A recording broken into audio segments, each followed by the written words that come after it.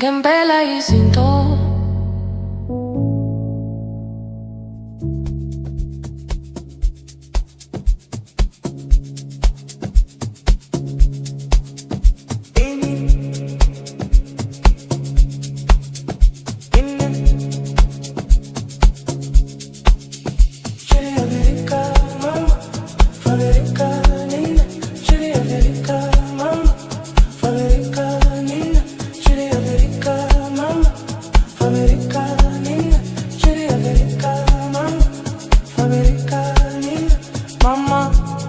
I'm leaving for Africa. The tears in her eyes told me she'll miss her son. From Ghana to Nigeria and all the way to Somalia. Oh, Africa, here I come. Mama, I'm leaving for Africa. The tears in her eyes told me she'll miss her son. From Kenya to Zimbabwe, from Morocco to South Africa. Oh, Africa, here I come.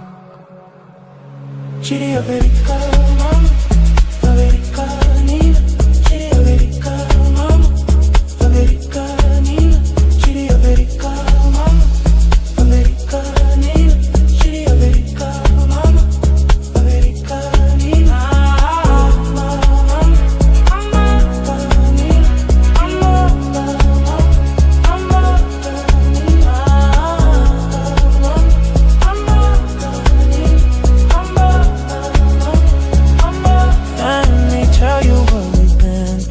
Woke up in the morning, right around 10 to. Mama made some breakfast, came to me and said, son, you need to be a man. You need to go to Africa, oh Africa. To all my brothers and sisters, we are all one. From Ghana to Nigeria, to all the way to Somalia. Mama, mama, here I Chiri America, mama, America, Nina. Chiri America, mama, America, Nina. Chiri America, mama, America, Nina. Chiri America, mama, America, Nina.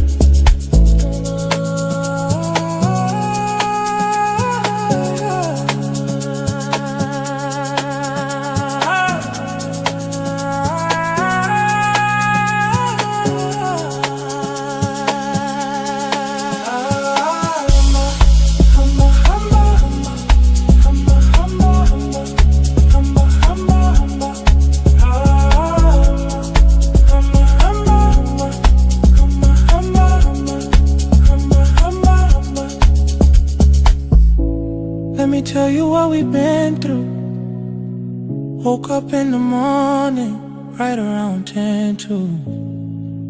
Mama made some breakfast, came to me and said, son, you need to be a man, you need to go to Africa. Oh.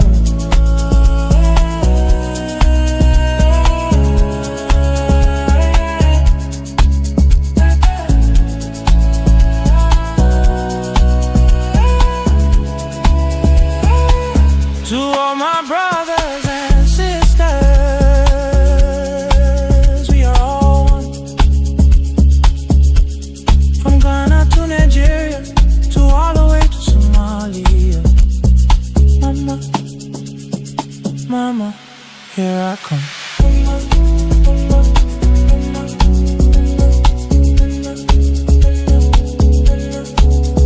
Chiri Africa, mama, Africa, Nina. Chiri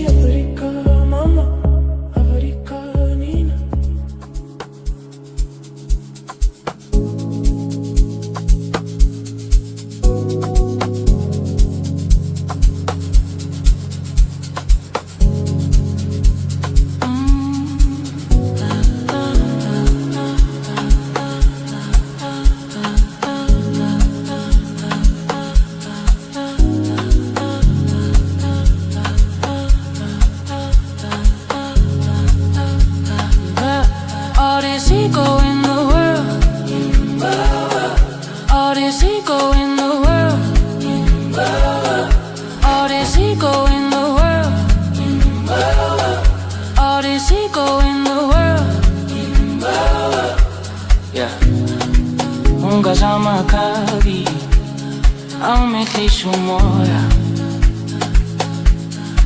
mitlisz moja. Auzienizm como zakwenulelia kaya. One of the biggest tragedies is thinking that life is gonna last forever, not realizing that this very moment could be the very last moment. This could be your very last breath. This could be the last time you open your eyes. You know, life, man, life is beautiful, life is incredible, life is magical. You know, life is something that should be cherished. You know, life is something that should be honored. You know, life is something that should be respected. You know, but, you know, the crazy thing about life is that life goes on.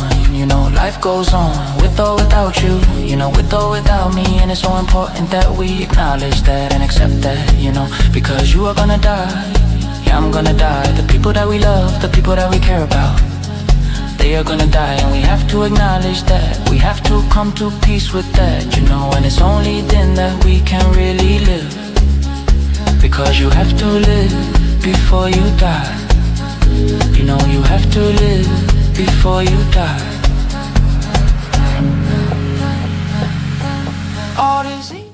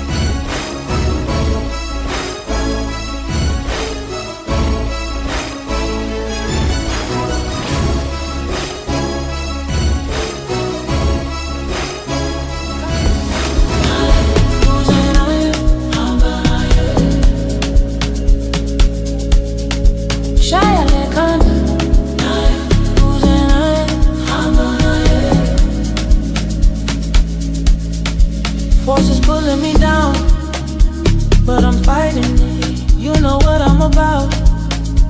I'm denying it, killing my vibe. But it's not the vibe. It's not the vibe.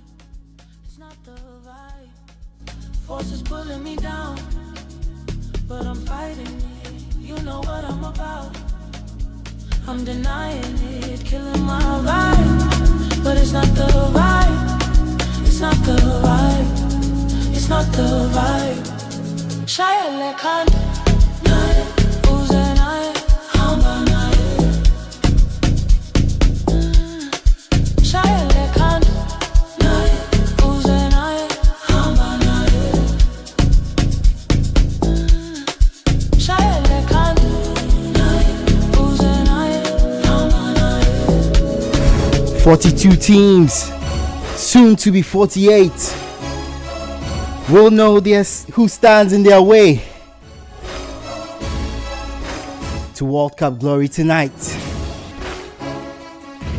The biggest World Cup ever takes center stage in 2026. So big, in fact, that we need not one, not two, but 3 countries to host it. Mexico, Canada, and the United States of America. So nice, I'll say it twice. Mexico, Canada, and the United States of America will welcome the world in the month-long finals to see who succeeds Argentina as the world's best.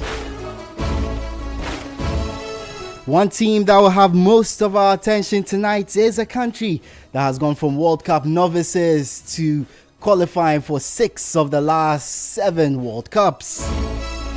Our own Black Stars.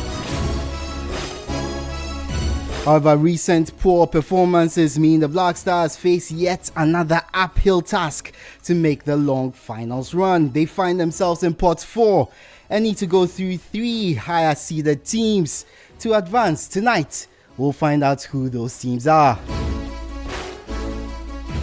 I'm not doing this alone. I have 3 wonderful gentlemen with me in the studio. First off, Coach Christopher Nimley joins us on City FM. Coach, welcome. Thank you. Well, thank you so much, Charlie. We are pumped. Yes, we are. Look, this is the biggest sporting event in the world in terms of mileage, in terms of money.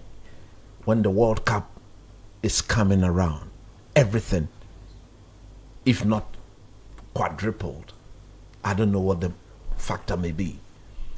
Today, we are bringing every country in the world, every continent, from the physicality and the clear technique from Africa to the flair of South America, to the actual tenacity of the Europeans, through to the speed of the Asian continent, with those from Australia and co coming with their clear intent of making it possible whatever they want to do.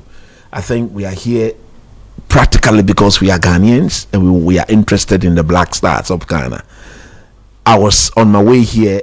I passed by my church premises where the women were doing some wonderful things, and when I told them, they wanted me to stay. They said, no, I've got the World Cup draw to go and cover. And it was like, oh, it's today the draw. And one of the very beautiful lady in the church, Heaven's Gate Temple, ICGC, just said that I pray the Black Stars of Ghana get a very good draw, because we just can't go and return back here to Ghana. Our team will have to stay as long as possible in the US of A, in Canada, in Mexico. And if that is going to be practically possible, it starts from today. So look, Charlie, we are ready. We are ready to take listeners and viewers through the draw, and we are hoping that it will be a befitting draw for the Black Stars of Ghana. Well, as Coach says, we are ready. Also with us is Yao, AJ Minta. Yao, how are you doing? I'm doing well, Edwin. Yeah. Any early thoughts from you? We just had Coach Nimley.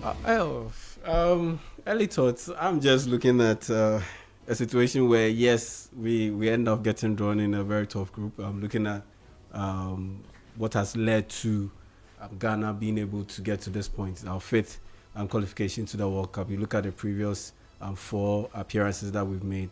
All the appearances that we've made, we've ended up getting drawn in very tough groups. Twice in the group of death, and on the other 2 occasions, we ended up getting drawn in very competitive groups, which could easily pass for a group of death in other tournaments. And so, looking at where Ghana finds itself in terms of the pots, and looking at the caliber of nations that have qualified so far in the other pots, yes, I do expect to see Ghana getting drawn in a very tough group. So once that happens, or should that happen, I honestly wouldn't be surprised.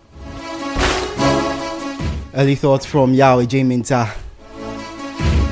My final guest is Manuel Kwache. Manuel, good evening and welcome. Good evening. So, early thoughts from you on what you expect from tonight? No, I think this is just like the official build-up. Obviously, we know that the World Cup is coming, but I think once you start seeing the draw, once you start seeing what teams will be playing, we will just build up the excitement.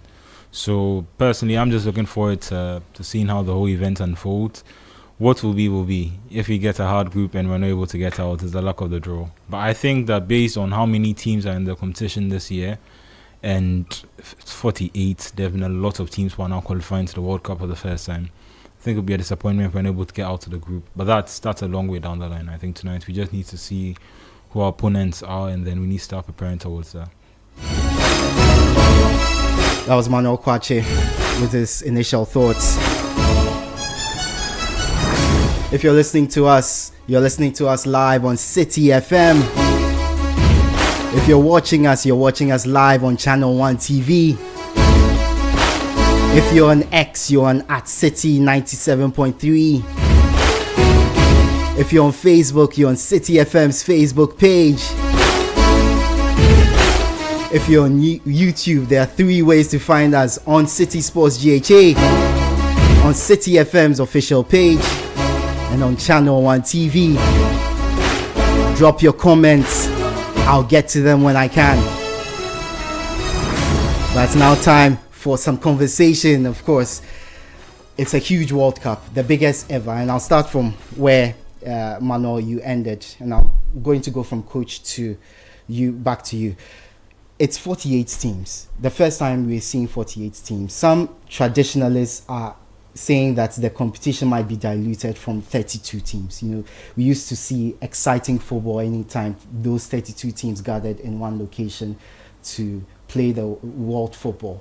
Do you think it's a right decision to move from 32 to 48, given the argument people have made that we might see a dilution of the football that we normally get at the World Cup? To be very honest with you, I'm one of those people who felt that there wasn't the need to increase the number of countries from 32 to 48, because for me, I have followed the World Cup. I would say since I was born, since I had an open eye. I believe I started watching football at the age of 3 years, and I've always loved it whenever the World Cup has come around. So the standard of the World Cup is so high that I was completely against the dilution of the tournament. But having said that, in recent years, for example, from the last World Cup, who thought that Saudi Arabia would have been the only team to have beaten the eventual world champions? Nobody saw that coming, isn't it? But the problem associated with that is that how many of most of these minnows who will be at the tournament, who have qualified for the tournament, can go out there and put up the sort of performances that Saudi Arabia put up against the eventual winners, Argentina. Yes, I believe there wasn't the need, but because football has evolved over the years, and every country now has seen the need to be very competitive. The little money that FIFA distributes around the world, if you're a footballing country and you want to make that jump from where you are to be a recognizable country when it comes to football, you have to ensure that the money goes into the development of what? Talent. And that is what most of these countries have done. If you look at here in Africa, look at the countries that have qualified for the first time. Is it Cape Verde? Cape Verde is going to be at the World Cup. They've never been there before. But you'll be the first to admit that in the last 2-3 AFCONs where they've showed up as a country, they've given most of the big guys proper run for their money. And they've not just been there and be brushed aside by anybody at all. So am I surprised they are there? No, I am not, because of recent events that has taken place in the AFCON here. My only problem is that they will go into the tournament not having the requisite experience to be able to what? Show how true a footballing nation they are. But there's always the first time. When the Black Stars had never been there, and when we showed up in 2006, we were put in a very difficult group. I believe the most competitive group of the tournament. And again, the eventual winners came from our group. That is what most people have not seen. In our last four editions, 2 of our groups produced the eventual winners. In 2006, Italy won. We're in the same group with Italy.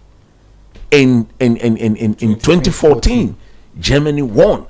They were in the same group with the Black Stars of Ghana. So the point I'm making is that what is the guarantee that most of the new guys or the new countries who have qualified will put up the performances of the Black Stars in 2006 or of Saudi Arabia in 2022? It is because of that I want to believe that there wasn't any, but there's still the benefit of the doubt, because FIFA paired the way they want football to go. It's like football is a gospel.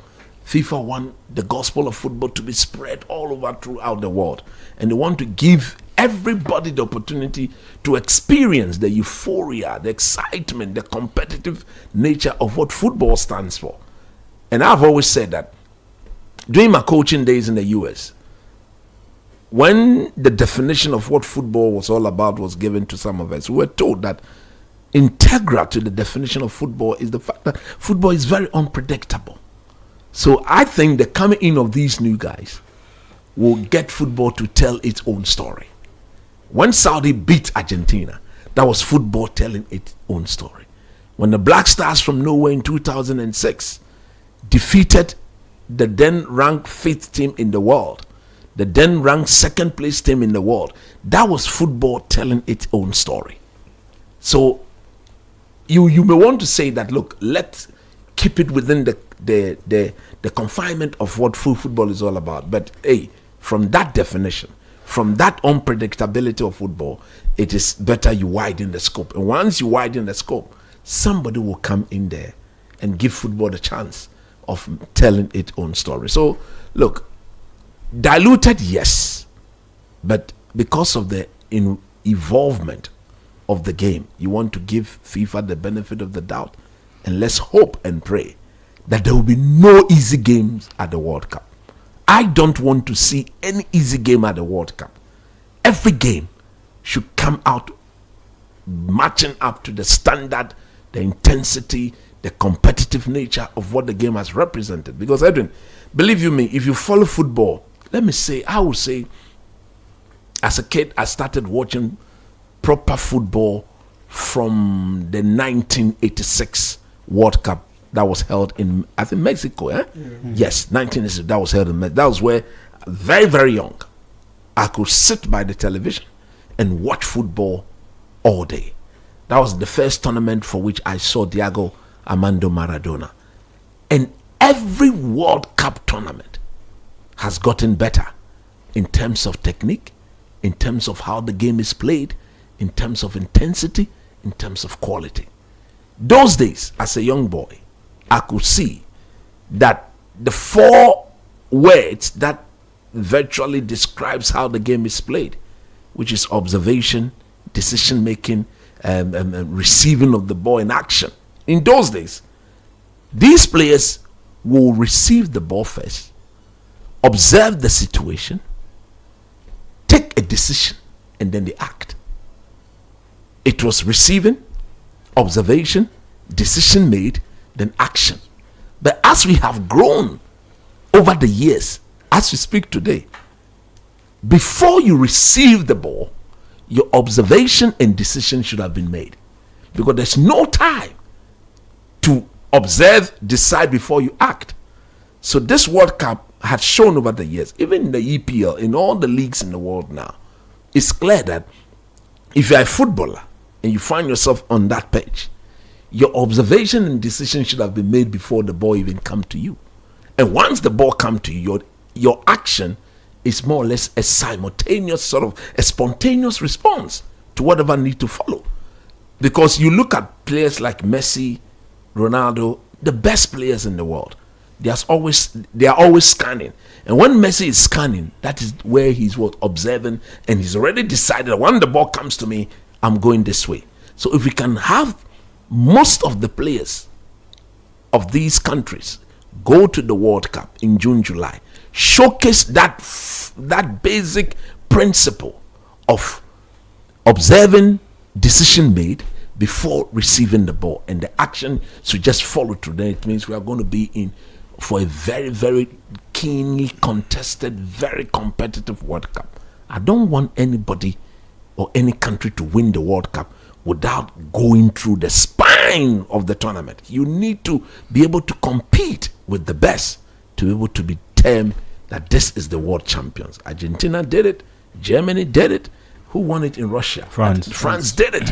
Okay, every winner, in my view, since 1986, that was when I started watching the World Cup, has been a deserving winner. Argentina in 1986, brilliant.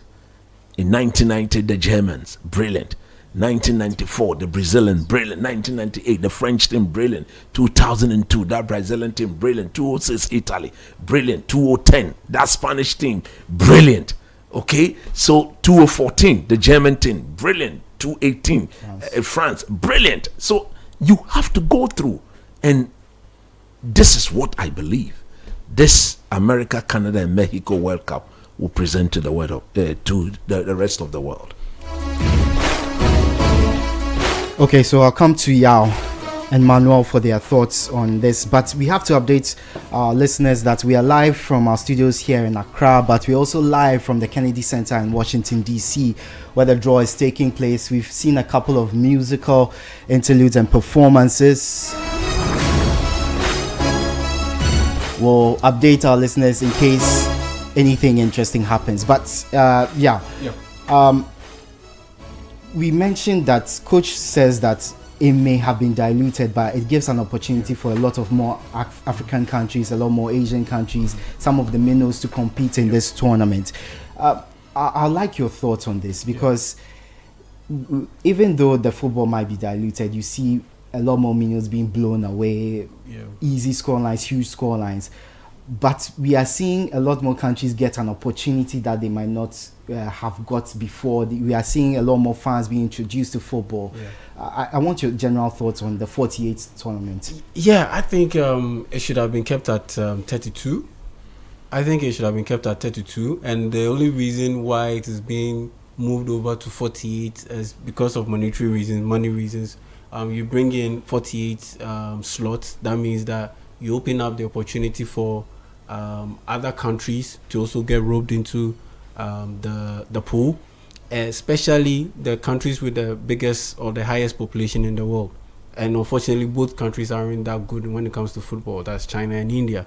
And those markets are huge when it comes to tournaments like this. And so I understand the reasoning behind it. And honestly, I have this theory that is the expansion was made to compensate for past sins, because there were so many years that African countries and Asian countries were denied the chance to play in this competition because the slots were just one or two, at most two.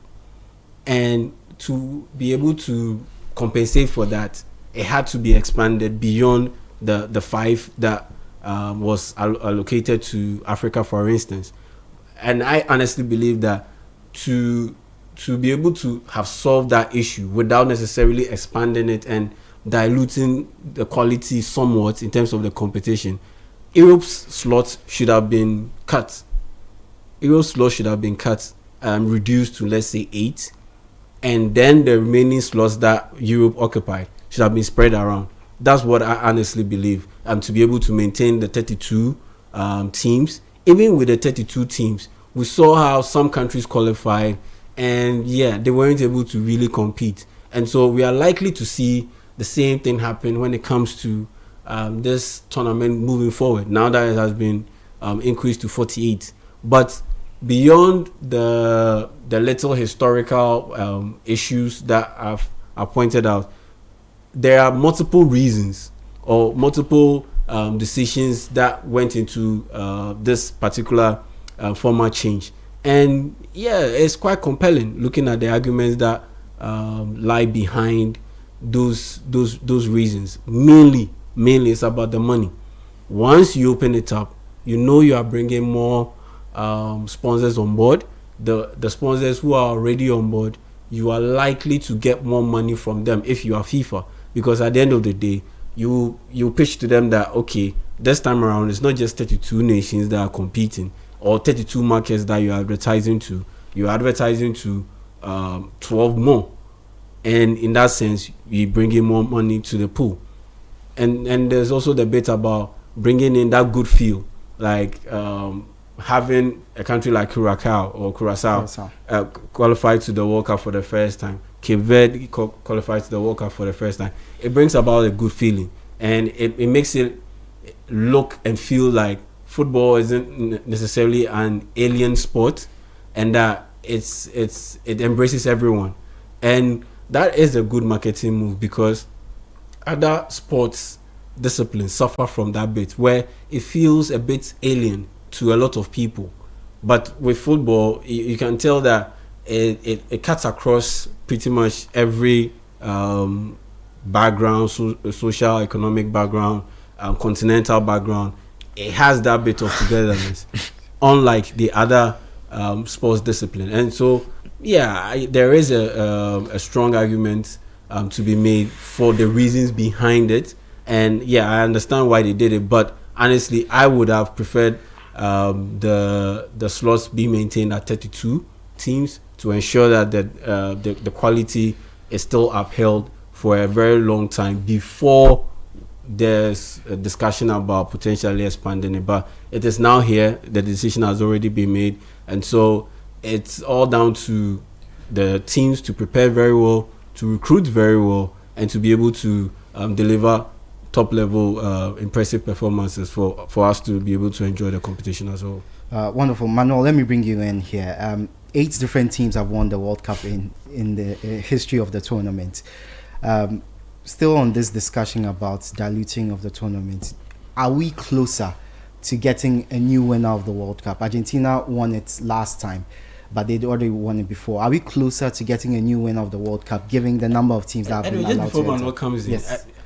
there's also this bit about why I wanted the 32 nations maintained, because this time around, with what FIFA has done with regard to nationality switches and all, it has enabled countries to be able to recruit some of the best players in other continents based on their heritage to come and play for them.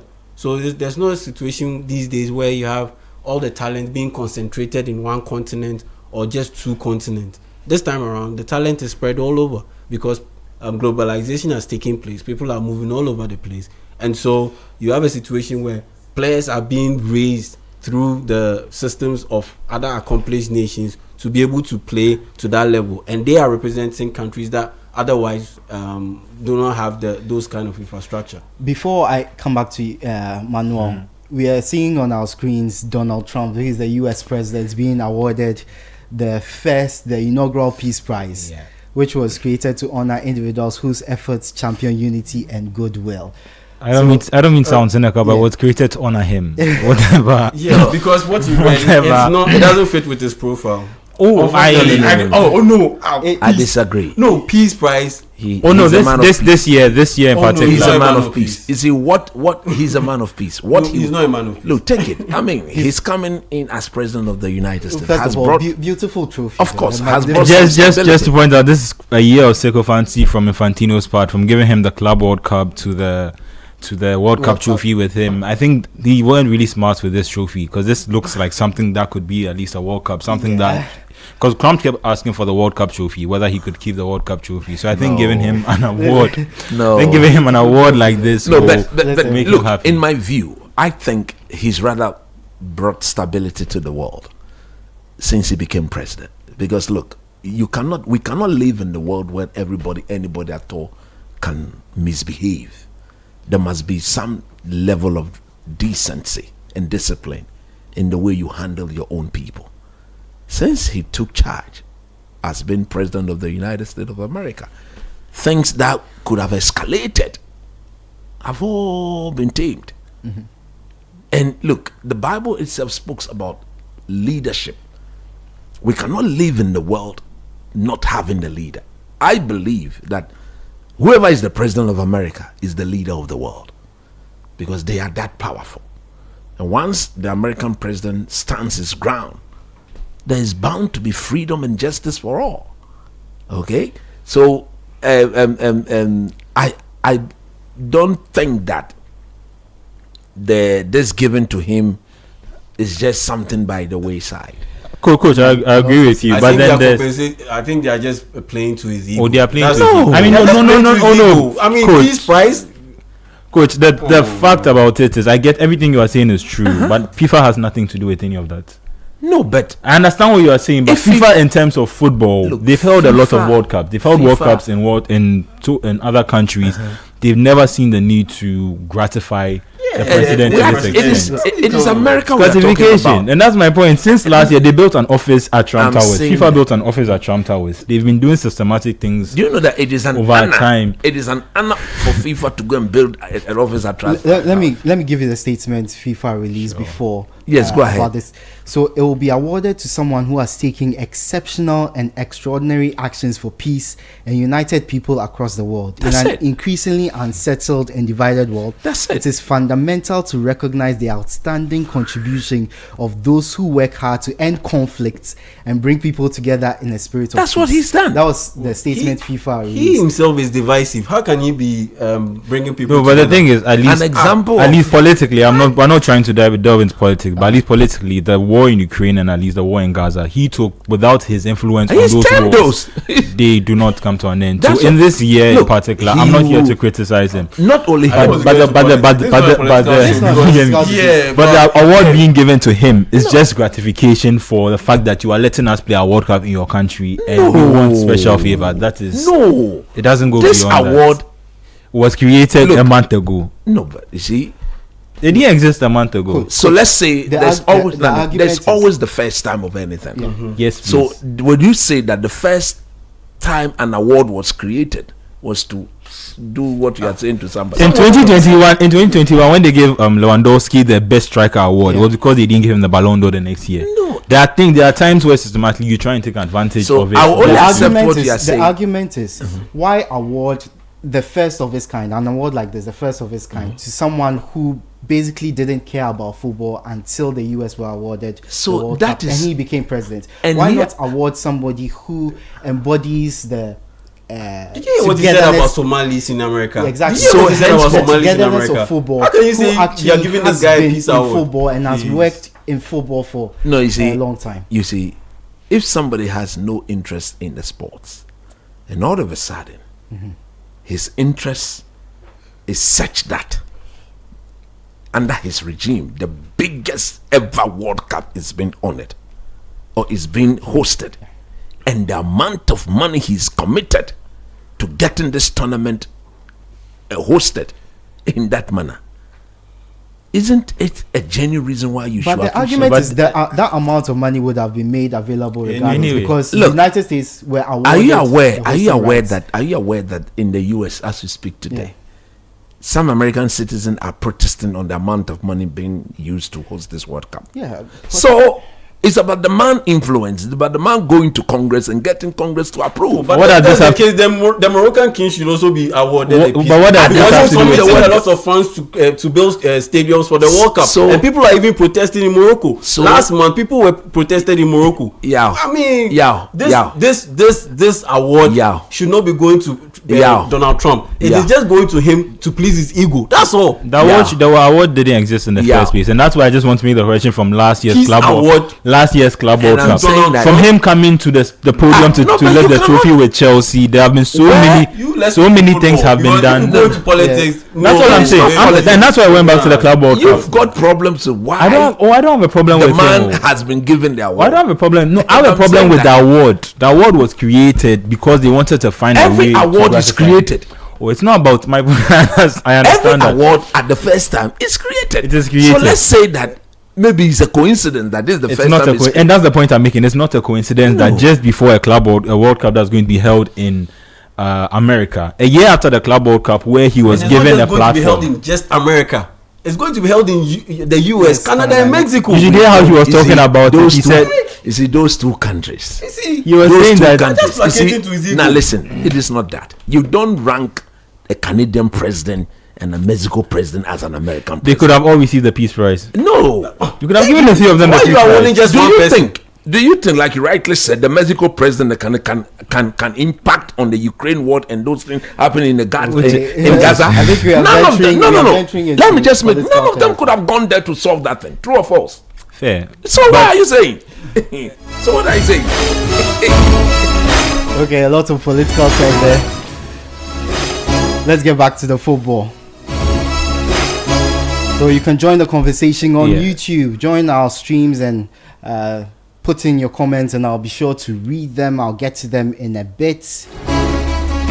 Just if I can, just to get back to the point that I was making, on the Club World Cup from last year, I think you also noted a point where, as much as there was an expansion, so it was the same as what was formerly known as the Club World Cup, where it was just like a semi-final and a final. It was just 4 teams, and then they expanded the tournament to include, to where it was a 24-team tournament. And I think what you're going to realize is the same thing that happened in the Club World Cup, where initially you see a lot of the small teams having some good games. It looks like they're going to, by the end of the day, once you get to the quarterfinals, the semi-finals, and the final, the quality almost comes up to the surface now. So then it becomes a point where you see the bigger teams in the end, because of quality and because they're able to outlast throughout the games and the matches throughout the tournament as a whole. Unless one of the small teams, like let's say Greece from 2004, they have an unbelievable run, and they're about to carry it on until the end of the tournament. At the end of the day, I think you see the teams that are usually at the end of the tournament, at the end parts of the tournament, being competitive. Just on the team that haven't won it, I mean, just for script narrative, I think it would be incredible if Portugal were able to win the World Cup. Just you are daydreaming. Well, I'm not a Ronaldo fan. I'm not saying that. I didn't say that. I said you are daydreaming. I'm daydreaming slightly, yes, because like at least narrative wise, I think that they would don't know how to win it. They don't know how to win the World Cup. They have. You see, of all the winners of the World Cup, none of how many? I think the list has won it twice. Yes. But in the last 10 years, at least Portugal have won 2 Nations League trophies and a Euros. I'm just saying they have learned how. They had never won a trophy before 2016, and now they won 3 trophies. Yeah, we are talking about the World Cup. They don't know how to win the World Cup. Actually, England and Spain have won it once. So, and the quality that this Portuguese, you see, don't get me wrong, they have a very, very good team. Incredible team. But I don't see why they should still be depending on a 40-year-old man to drive them through. I don't think they're dependent on him, but I think because of his influence on the team, they can't work without him. It's just his ego. They are still dependent. They are still depending on him. He scored the most goals in qualifiers for them. True or false? Whatever they do is still being revolved around him. The man is not playing in the EPL now. He's not playing in the Spanish La Liga. He's playing where retired players go to play their football. Don't get me. Christopher Bonsuba is there, so I don't. That's why he should be part of the team. That's why I'm just saying, it's not only retired players. There are upcoming prospective players who are they playing in Saudi Arabia. When the Aston Villa striker were bought, I sat here and I told you, this boy, he's finished. I mean, he's in Turkey now. What is he doing in Turkey? He scored recently. He scored a really good goal, I think, against Galatasaray. But that's what he's doing. He's moved from the Saudi League. He didn't see that. That's what I'm saying. That there he's finished. So he's moved away. So the point I'm making is that, don't get me wrong, Portugal has a very, very good team. But I don't think they've got a team to win the World Cup.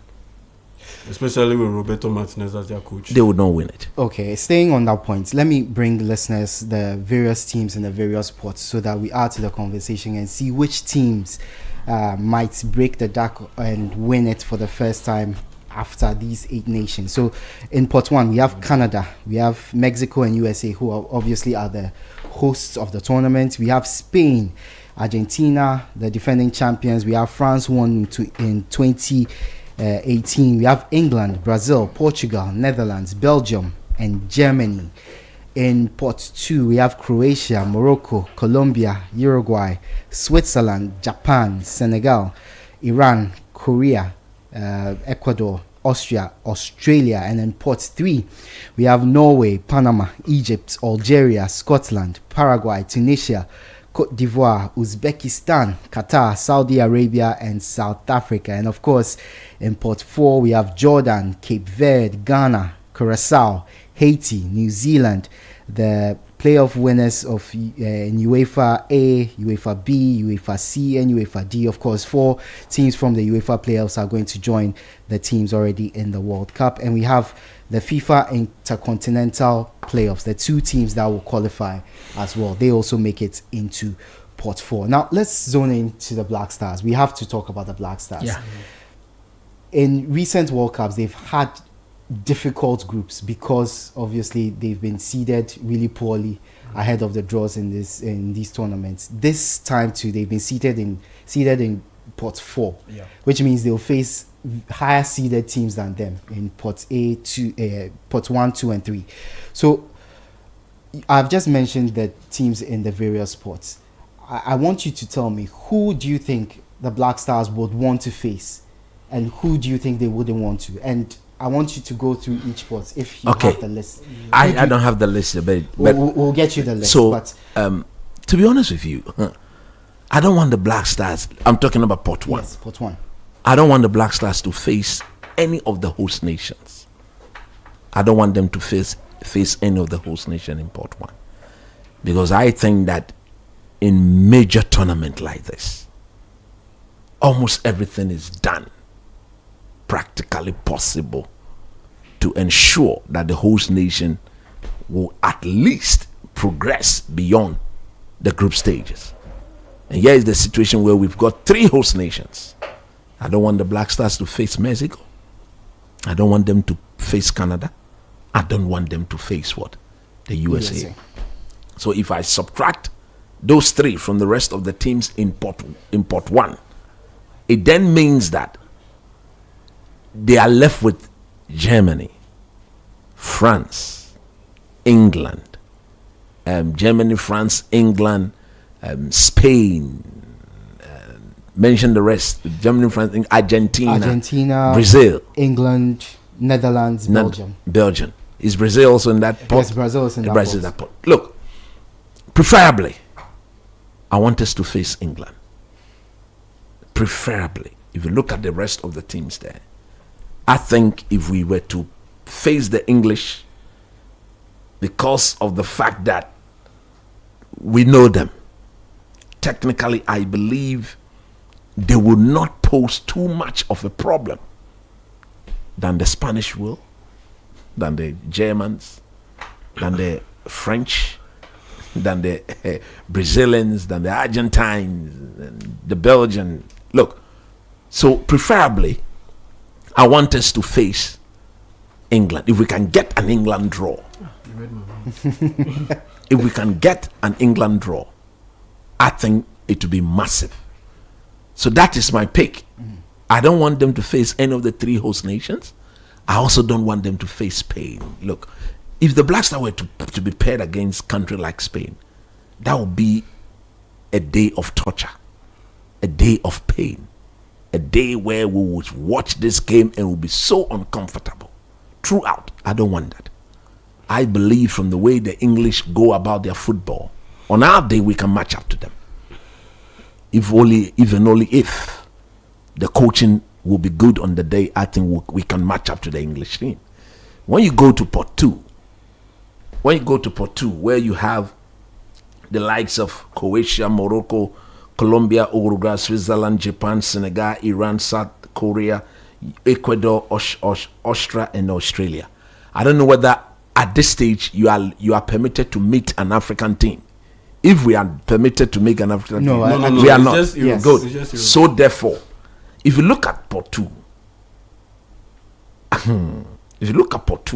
there's Croatia. So while you think about it, update. So FIFA President Gianni Infantino is on stage, along with the leaders of the 3 nations that are hosting the World Cup. This is beautiful, isn't it? They will be the draw assistants for tonight's draw for the World Cup. So big. Just an update there. We seem to be almost ready for the draw. Football is big. Yes. So like I'm saying, if you look at Pot 2, there's Croatia, there's Colombia, there's Uruguay, there's Switzerland, there's Japan, there's Senegal, there's South Korea, there's Ecuador, there's Austria, there's Australia. Look, I think I don't want, obviously we'll not play Morocco, we'll not play Senegal. Yes. The only country I want to avoid here will be Croatia and the South Americans, Colombia. I don't want to meet them. Apart from these 2 countries. I mean, just on that, won't you want to avoid Japan, given how we play against them in we can match them if we show if our entire team were to be on their game and we know even them. After what you saw in the Caribbean Cup, we know them. We are used to them. We've played them several times. We know what to do to beat them.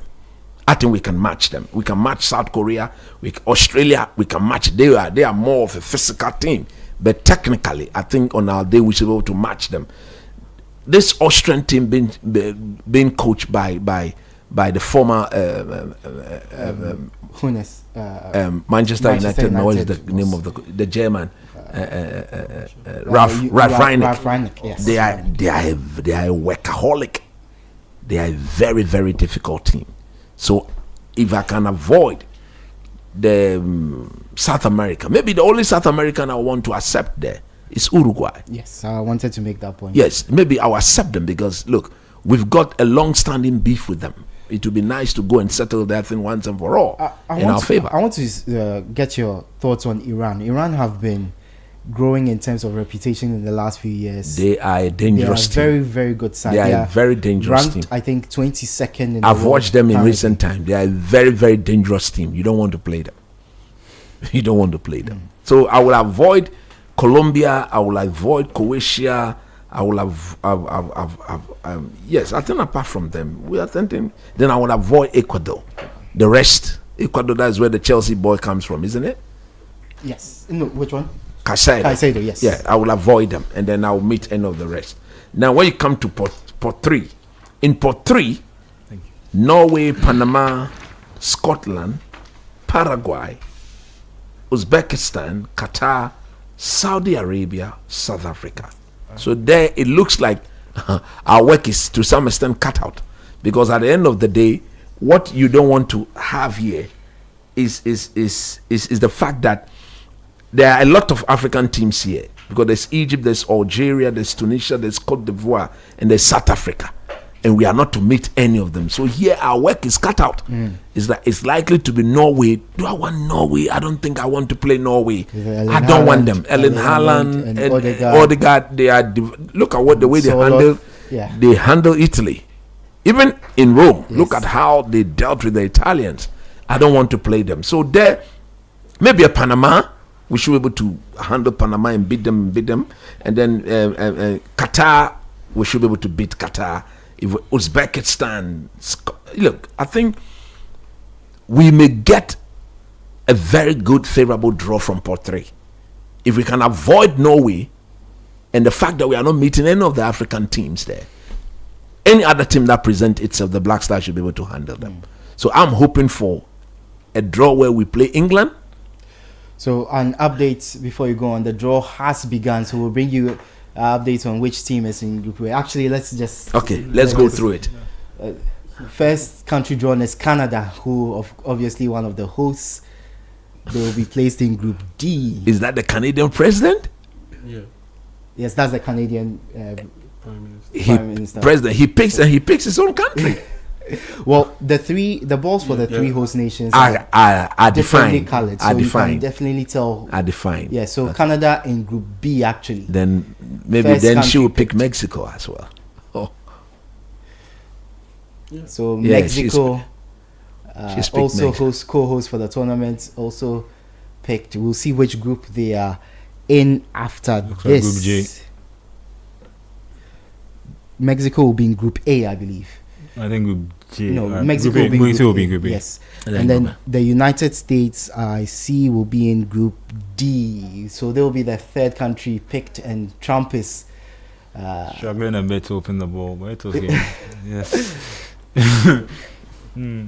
So we definitely know which groups our host nations will be in. Canada already put in Group B, Mexico in Group A, and the United States of America just picked by Donald Trump in Group D. So we have three of our nations so far.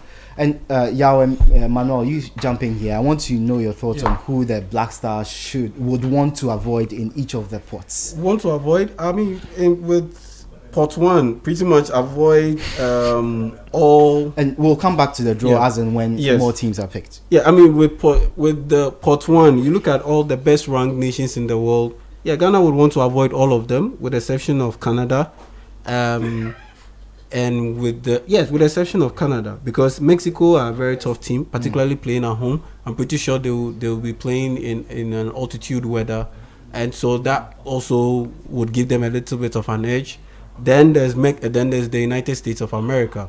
The United States of America, we have a long-standing rivalry with them, and in the lead up to this draw, American football legends or soccer legends, that's Alexi Lalas and Landon Donovan, they were having a discussion about the permutations about this draw, and all of them were calling for Ghana to be drawn in the USA's group, because Alexi Lalas stated that this is not a very good Ghana team, and so he wants the USA to be drawn in the same group with Ghana. And for Landon Donovan, it was all about revenge, because he played in that 2010 World Cup. He scored in that game that we beat From a the penalty United spot, States. yes. I thought they got their revenge in 2014. In the round of 16. Yes, in the group stage. No, personally, I understand. So in the round of 16, then it was a draw. Then later, Samoa scored in extra time to give us that win that qualified Ghana to the quarterfinals. And so, I would avoid all those countries. So for me, Canada, the country that Ghana would or would love to play against, I think it will be Canada. Okay. Yes. Then in Port 2, ideally, I would have gone in for Iran. But I look at Port 3. There are other Asian confederations nations in there that are quite beatable. Yeah, and exactly. so for Port 2, I'll go in for Australia. So let me bring this clarification. The African teams cannot be drawn in the same group. Yes. Any team It's from just the same Europe. confederation. It's just Europe. Just Europe, and they can't have more than 2 European countries in the one same group. group. Yes.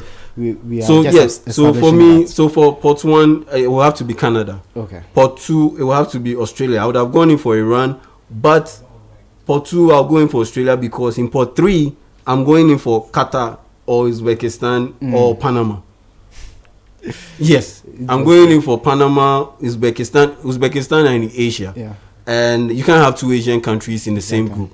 Qatar are also in Asia. You can't have 2 Asian countries in the same group. Yeah. So if I take Iran in from Port 2, I can't bring in Qatar or Uzbekistan. from Port 3, yes. So for Port 2, I'll go in for Australia.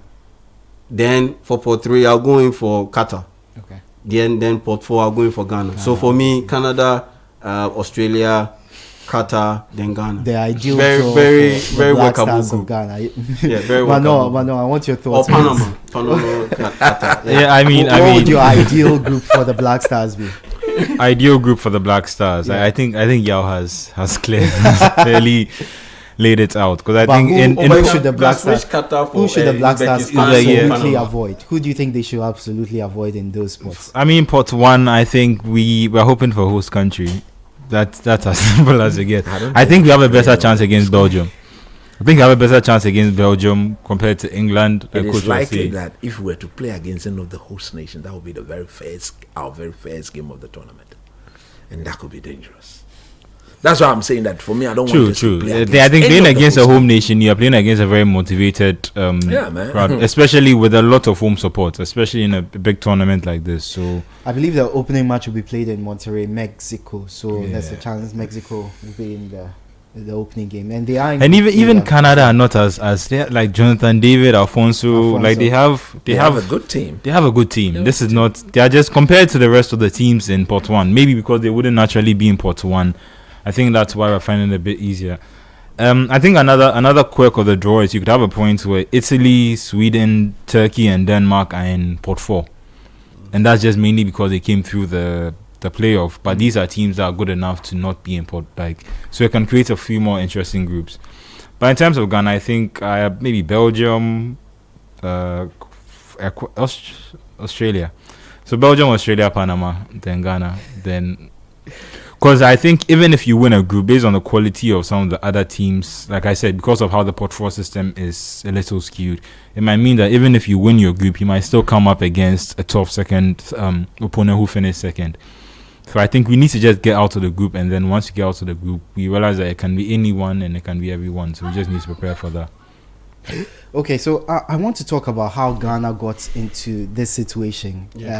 The poor performances from the national team, poor performances in the competitive games, in friendly games, and I believe the local Black Stars also contributes to the rankings. Why did we end up in this position? And we failed to qualify to the AFCON. So it all adds up. It's accumulative.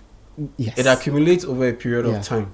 And so if in a specific year you didn't win any of your qualifiers, it adds up. And so yes, you didn't win any of your qualifiers in the AFCON, but you did well in the World Cup.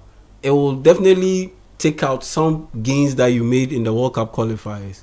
And so you wouldn't be able to necessarily move up as high as you would on a regular, on a normal basis, because before you started winning and not losing those World Cup qualifiers, you had lost and drawn so many games in the AFCON qualifiers. So it's accumulative, and that's how come we kept dropping till we ended up in 72nd, and now we get drawn up in or seeded in pot 4. So I think that's a good point. I think you also need to counter for the teams that qualify for both the AFCON and the World Cup. So while we may have slipped up a bit, you have teams that have at least shown more consistency in form throughout the year. So a team like Iran, who probably maybe a few years ago were probably ranked higher than them, just by having consistent form over a long period of time, as opposed to being inconsistent and then maybe showing up for one qualification campaign and then not showing up for the next. It can affect your performance in terms of these rankings. I like I said, the World Cup is a big opportunity. If you go and you perform quite well against these other teams, I think that can help us. Obviously, it would help if we could have that before the port system or before the ranking system, before we're then given a group.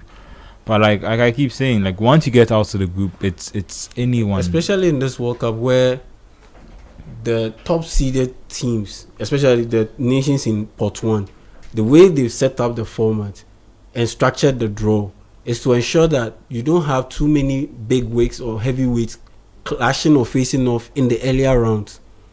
I think we may begin to see that from the quarterfinal, semi-final. Yes. Stage. So the way it is structured, if let's say Ghana ends up in the same group with England or Brazil, and we end up topping that group, there is a possibility that we could end up going till the quarterfinals before we end up meeting another top level opposition once we get out of the group, and that obviously boosts your chances of being able to have a deep run in the tournament. And so the way it is set up, look, that's why I've said even before this draw came up, that the way it is set up with the numbers increase, it means that things can easily break your way. You see, where you can have a good run in a deep run in the tournament and be able to excel, where Ghana could end up potentially making it to the semi-finals. You see, you asked the question, what was the reason for we finding ourselves where we are? Look, if this tournament was not being hosted by 3 countries, I believe some of our African brothers would have been in pot 1, like Morocco, definitely, and then to some extent maybe Senegal. They could have been in pot 1 per their ranking. But having said that, the Black Stars of Ghana is like we've gotten to the level where everything goes. People are not being held responsible To a high standard. to a very high standard. Look, why is it that you've got people justifying why we didn't qualify for the AFCON? Look at the teams that virtually prevented us from qualifying to the AFCON. Angola, Niger, Sudan. These 3 teams, we played against them and we couldn't win even one single game. But nobody paid the price for that. Going forward, what we have now done, Okay, Lama. I mean, Lauman, yeah, I was about to say. Lama didn't pay the price for our the fact that we couldn't qualify. He lost his job at the point where we weren't able to qualify. And I'm saying He was the you scapegoat. cannot use him as the one who, but how do you sack the assistant and leave the head? the head coach. When the fish is going bad, it starts from the head. So the point I'm making is that based on what we have done, if the next Black Stars coach fails to qualify to the AFCON, do we have the moral right to sack him? Do we? We don't. I don't think so. I don't think so. So anything, everything at all. But context changes. So. No, you see, He failed to win an AFCON Yeah, qualifying but the game. next AFCON is 2027. uh-huh. And so what that means is, I mean, do we also want a situation where We could have better standards by then. No, but It's you not- see, yeah, and that's what I'm saying. Yeah, we have better standards by then. So yeah, you see, not with the current FA, context not matters. with the current FA, not with them, because they may not have any moral right. You see, as Ghanaians, we've got our standard. That's why majority of Ghanaians, including some of the Black Stars players, called for the sacking of the coach when we didn't qualify for the AFCON. But you see, this is the price you pay. This is what you get. You will get in return when anything at all is acceptable. And for me, we should look at this and we should say never again. That's what I've always told myself, that the fact that we didn't qualify, we couldn't qualify for the AFCON is unforgiven. I will never forgive anybody who was responsible for the Black Stars not qualifying to the AFCON in Morocco. We sit here today. What is today's day? On the 5th. Today is 5th December. That tournament starts in 2 weeks from today. Yeah, 21st, 22nd, thereabout. Yeah, It starts. You understand? It starts. And I think it's a tournament that we could have used. For example, if we had qualified for that tournament, definitely, if you look at the manner in which we qualify for the World Cup, we will not be put in pot 4. No. We will not be put in pot 4. We'll be in pot 3 and we'll be hoping to get one of the easy ranked teams in top 4 to beat them and brighten our chances of qualifying out of the group. You understand? So that is where we are, and that is what our people has come to accept. The people at the FA, that any form of mediocrity can be massaged and give the person another chance to go and make amends. You think you've qualified to the World Cup, but when we've gotten our government set aside $13.67 million as the budget most likely to be spent at the World Cup, we are just not going there to go and add to the numbers. We want to go there and be very competitive. We've made our life extremely difficult by being put in pot 4. If we're to be in pot 3 or pot 2, it lessens our difficulty. So we'll go there. A decision that could have been taken, or that should have been taken to, even the very first appointment was problematic. That's why we find ourselves where we are today. Look, all of us seated here are hoping and praying. But imagine if the Black Stars were in pot 2. We will come here very relaxed. Bring us as Uzbekistan and co, and then Curacao. those people, Curacao, we discipline them. Now we go away. Haiti, they don't know how to play football. Look at the teams in which we find ourselves with. Look at the Haiti, look at that. Jordan and co. But it is what it is. So you see, the draw has started, everything is ongoing, and we look and see what happens. We're live from our studios in Adabraka, in Accra.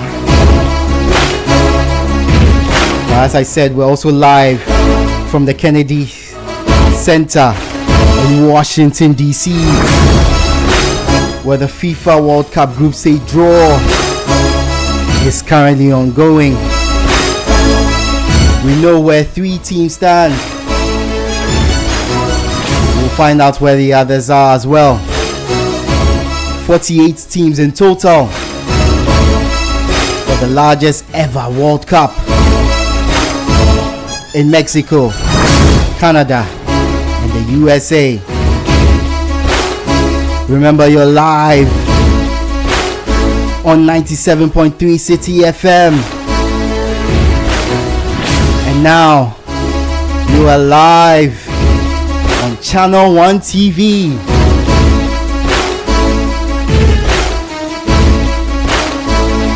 We're covering all our bases on radio, on X, on Facebook,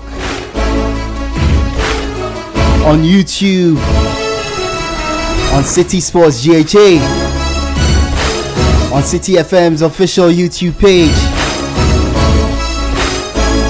and on Channel 1 TV's official YouTube page.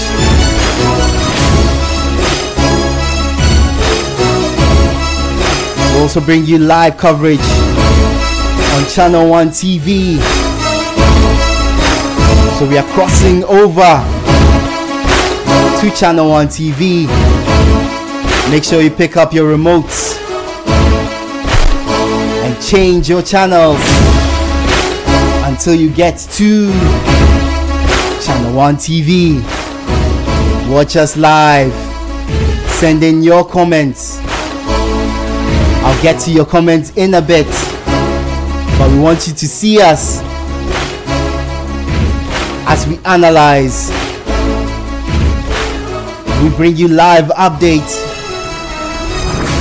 on which group Ghana is in, on which teams Ghana will face. If the Black Stars are to win, yes, I said it, are to win the World Cup. So the draw is ongoing at the Kennedy Center in Washington, D.C. Okay, so now we cross over to Channel 1 TV.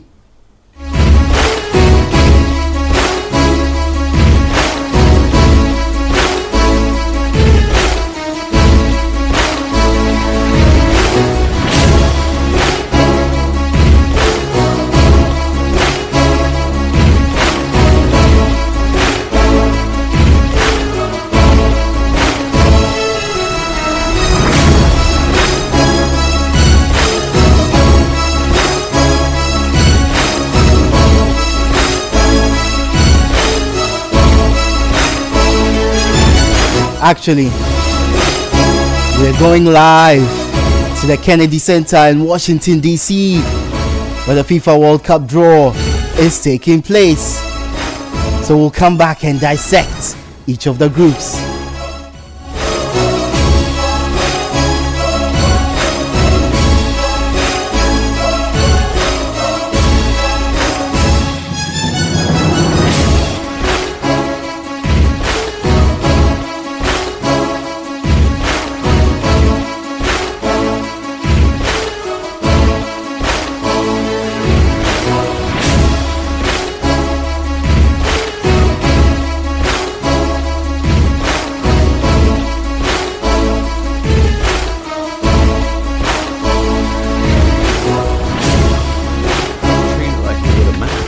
Prepare, focus, relax, ride the vibe, and be Rio. Easy. Lickety split, nothing to it, man. But listen, I can't relax. I'm in my head. I'm excited. I'm nervous. Don't overthink it, brother. Vibe at the moment. It's gonna be all right, guaranteed. Okay, listen, that did help, and thank you. Anytime, man. Trust the process, just keep living, and I will see you there. Wait, do you know the draw protocol?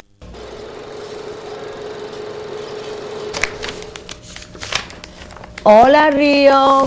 What? Rio, hello. Wait, how did you do that? Are you? Salma Hayek Pinot, acclaimed actress and newly appointed FIFA ambassador. Yes. Surprise? This is incredible. Congratulations. Yes, I'm incredible. Thank you. Salma, I need your advice. I'm a little nervous about conducting the draw. Oh, Rio, my advice is to have fun out there. You know, enjoy it. Feel the moment. But if you get stuck, I wrote a joke for you to warm up the crowd. Why don't football players get hot? Because of all the fans. Listen, that's great, and thank you, Salma. But listen, I am still worried about the technical side. The complicated stuff, huh? Well, if you want some help with the rules, I cannot help you with that because I'm very bad at following rules. But I know some brilliant people who can help you with it. Who? Experts, like the best, like real experts. How will I? I will have them reach out to you, okay? Well, when? Oh, trust me, Rio, you will be amazing.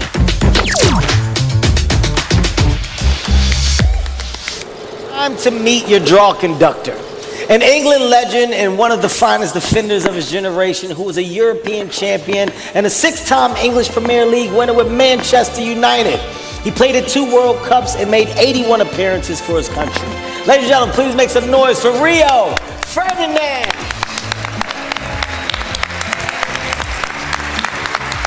How you doing? How you doing, guys? Hello. See you again. How you doing? Delighted Lovely to to see have you. Hello. Thank you. How about that call from Matthew McConaughey and Salma Hayek, you know, to get you ready?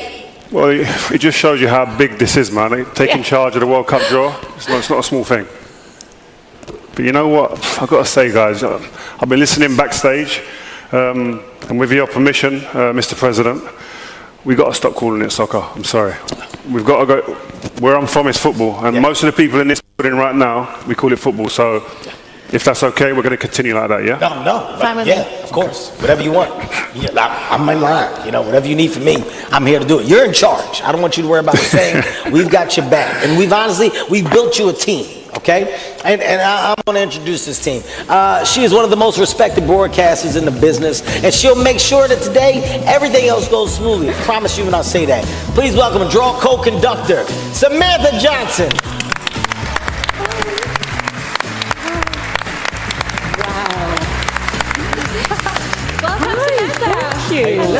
Hello, how are you? Great start to the show. My God, so happy to be here. So honored to be here.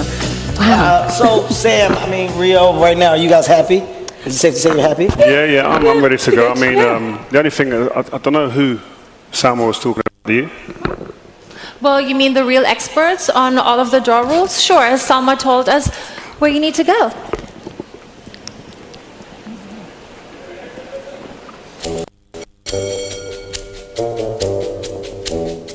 Welcome to Draw Conductor Bootcamp. You're conducting the final draw, right? Yeah, I'm really excited for it. Have you ever conducted a draw before? Well, no, but... Then you need training. Let's go. First question. How many teams are in this World Cup? 32. Maybe back in your day. It's 48 now. Right, okay, 48 teams.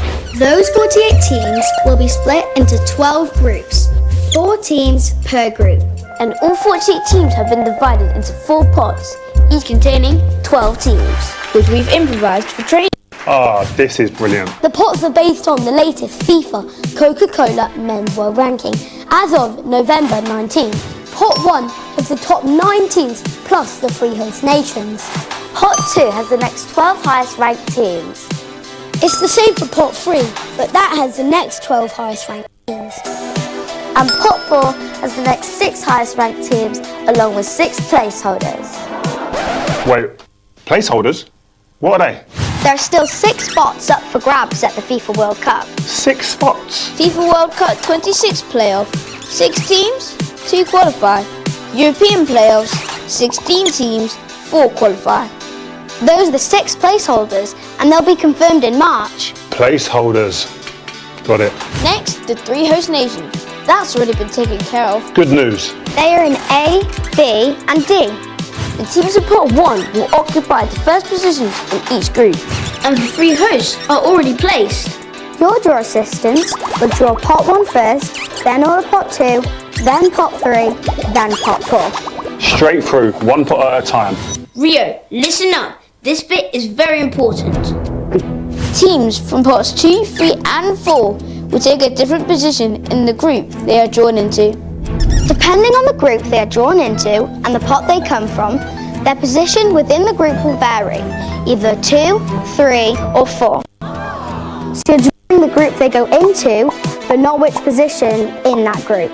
Got it. So your group position determines who you play in your first game, second game, and your final game. Exactly! Now, an important rule. No 2 teams from the same confederation can be in the same group. So no 2 African teams together and no 2 South American teams together, right? Correct, but there's one exception. That doesn't surprise me. European teams.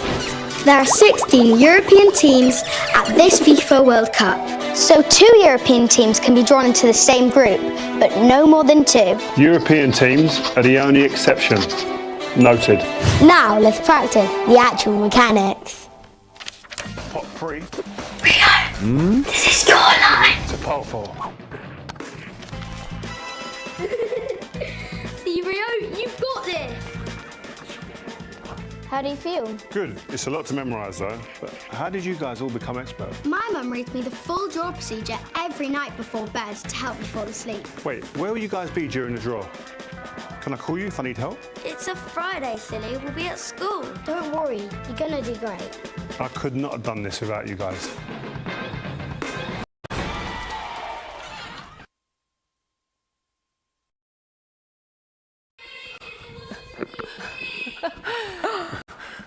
It's not that Crazy. easy, huh? That looked very tough. No, listen, guys, I had some crazy coaches like Sir Alex Ferguson and these guys, they were demanding, but these guys, They were right up there, man. But you know, it's worth it. I'm fully prepped and ready to go. Do you understand all that, guys? No? Okay, I get you. Oh. Hold on, not quite done yet. One more big surprise. Kevin, I know you've been waiting and you've been practicing. Now is your big moment. No, this is a really big moment for me, Heidi. Warming up backstage is what I was prioritizing. Michael Buffer, I want you to reach your heart out, okay? This is it. Are you ready? All right. A national hero who redefined the game. He played a winner of 4 Stanley Cups, hockey's ultimate prize. He's also known simply as the Great One.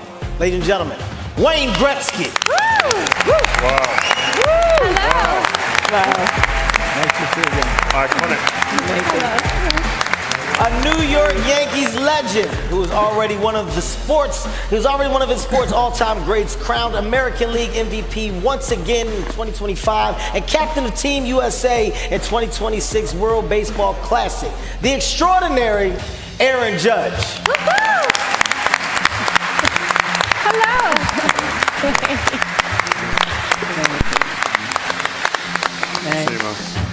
All right, not bad, not bad. I'm not sure Michael's going to be too worried about his job, though. I also have been practicing myself. Cue the music. A giant of his sport and one of the greatest basketball players of all time, a 4-time NBA champion. It can only be Shaquille O'Neal. Whoa.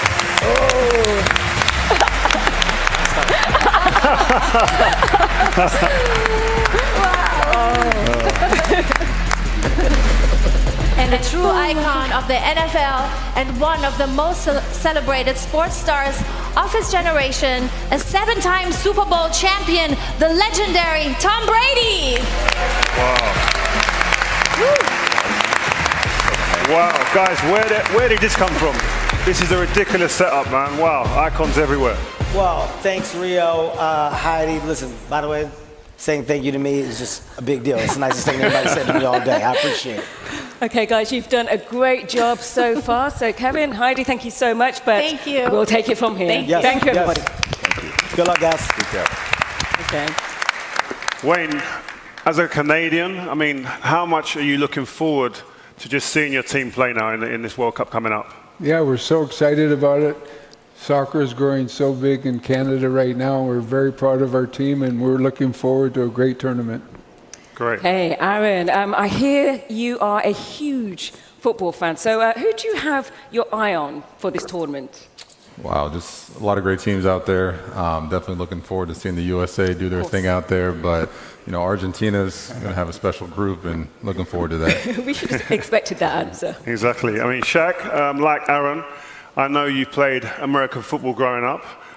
You got Tom Brady behind you on your right-hand side. Do you reckon he would have won a few more Super Bowls if he'd have had you on his team? Yeah. Definitely. I was talking to Shaq. Yeah, definitely. You know what they call me in the soccer world? Oh. David Blackham. Okay, ladies and gentlemen, this is going to be a fun draw, I can tell you that now. Tom, great to have you with us. Now, I know you're very familiar with football, but we're going to talk about the one with the round ball. Look, can you just tell us how big a deal this is going to be for North America? Yeah, it's certainly incredible to have this incredible event come to North America, and we're all counting down the days. I know there's huge anticipation always for this event, and this is, I believe in America, going to be unlike any other event that America's seeing. Indeed. Okay, so Rio, are you ready? Yeah, I'm ready. I forgot my pen. Yep. We got my Rio, pen. you pen? I got one. Yes. Yeah. Okay. Great. I know. Yeah. I'm ready. Step on. Okay. No. There's another way. Go get him. There he goes. I said over him, man. Kevin, not under him. You play too much. It's a serious thing, man. Take it serious. It's the draw. Oh, man. You know that the rehearsals weren't like this. I'm telling you. These guys have gone off script. But anyway, listen, let's get down to business, guys. These are the teams in pot 1.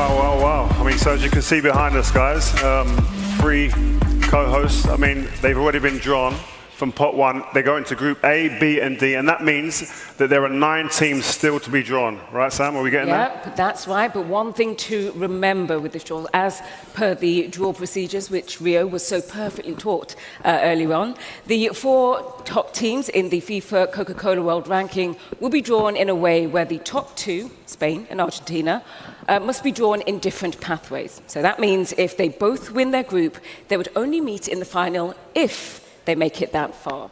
Now, the 3rd and 4th place teams, France and England, also need to be drawn in opposite pathways so that if they win their group, they would only meet the top 2 ranked teams in the semi-finals. This is only on the basis that all 4 teams win their group and get that far. Okay, so if England win their group, they could only meet Spain or Argentina in the semi-finals. Yeah, that's correct. But remember, only if all win their groups. Oh, so okay, it's like the NBA playoff bracket, right, Shaq? Listen, so wherever you're watching this in the world, it is time right now. The FIFA World Cup 2026 technical draw powered by Aramco. Tom, it's your turn, man. Let's go. Ready? Yep, Yeah, out of pot 1, we're Okay. starting.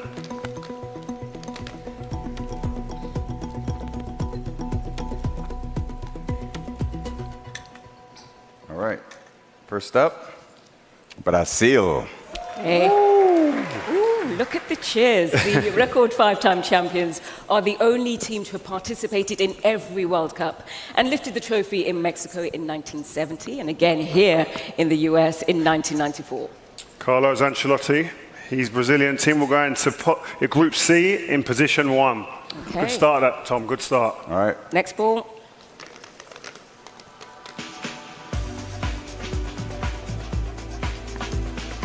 Seemed easier in rehearsal. Okay. Next up, Germany. Yes, the 4-time champions and record 8-time finalists Germany are gearing up for their 21st appearance at the tournament. That's more than any other European country. Yep, Germany going to Group E in position 1. Okay. Okay. I gotta start it out. Get into a rhythm. All right. They are a bit fiddly. All right. Netherlands. Hey. The 3-time runners-up reached the quarterfinals at the last World Cup in 2022. Yes, the Netherlands go into Group F in position 1. Okay. Next ball, Tom.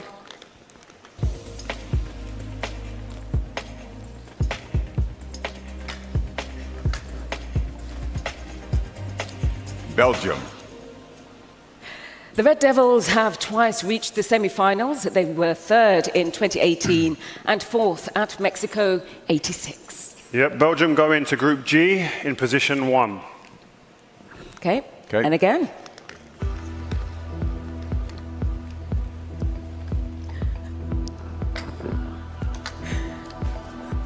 Spain. Oh, look at the cheers from that. Spain lifted the World Cup trophy in 2010, becoming the 5th different European team to do so, and the 8th overall. Yep, Spain go into Group H in position 1. Okay. Okay. You're doing well. 4 more.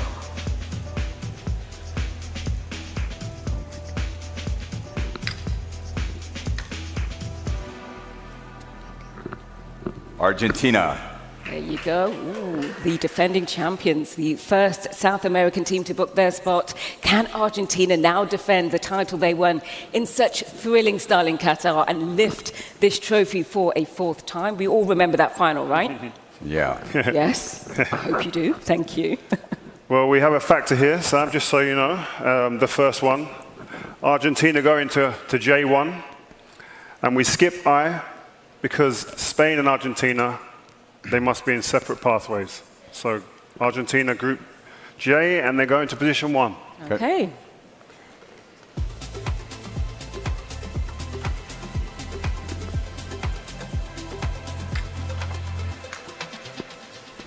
France. At the last 7 World Cups, France have reached the final 4 times, winning twice in 1998 and 2018.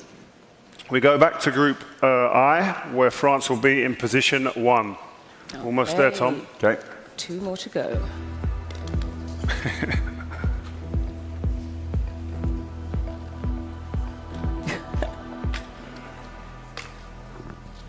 Portugal.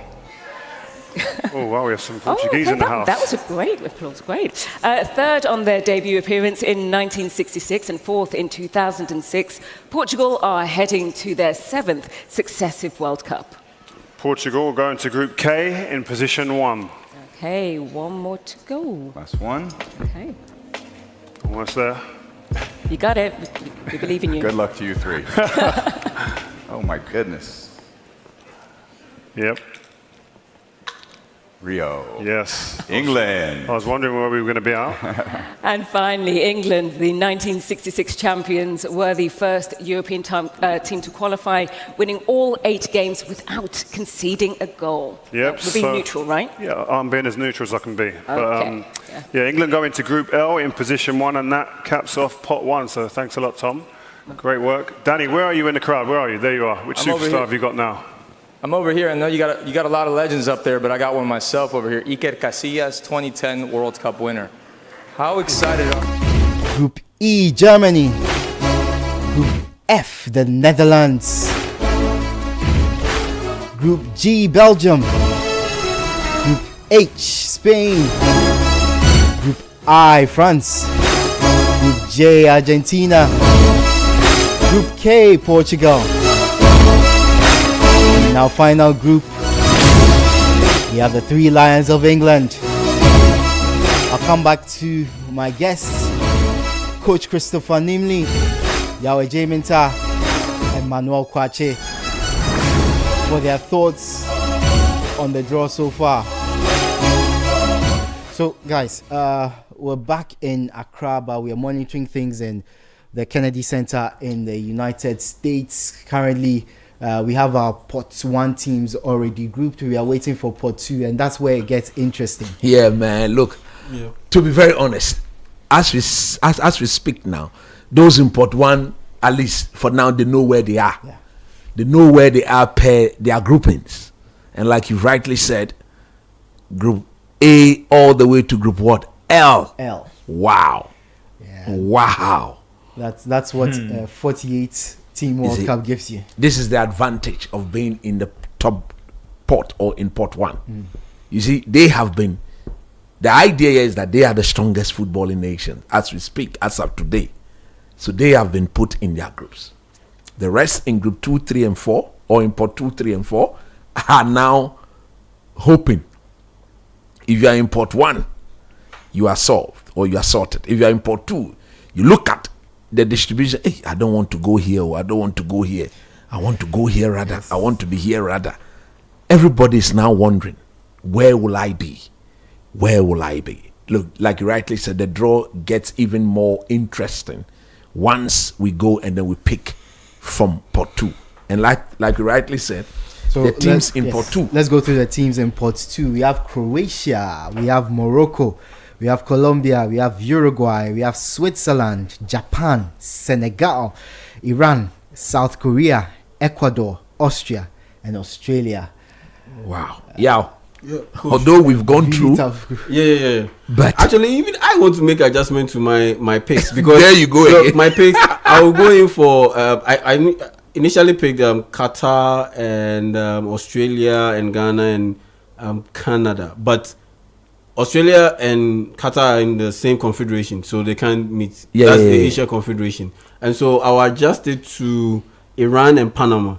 So Iran from pot 2, and pot 3, I'll pick Panama.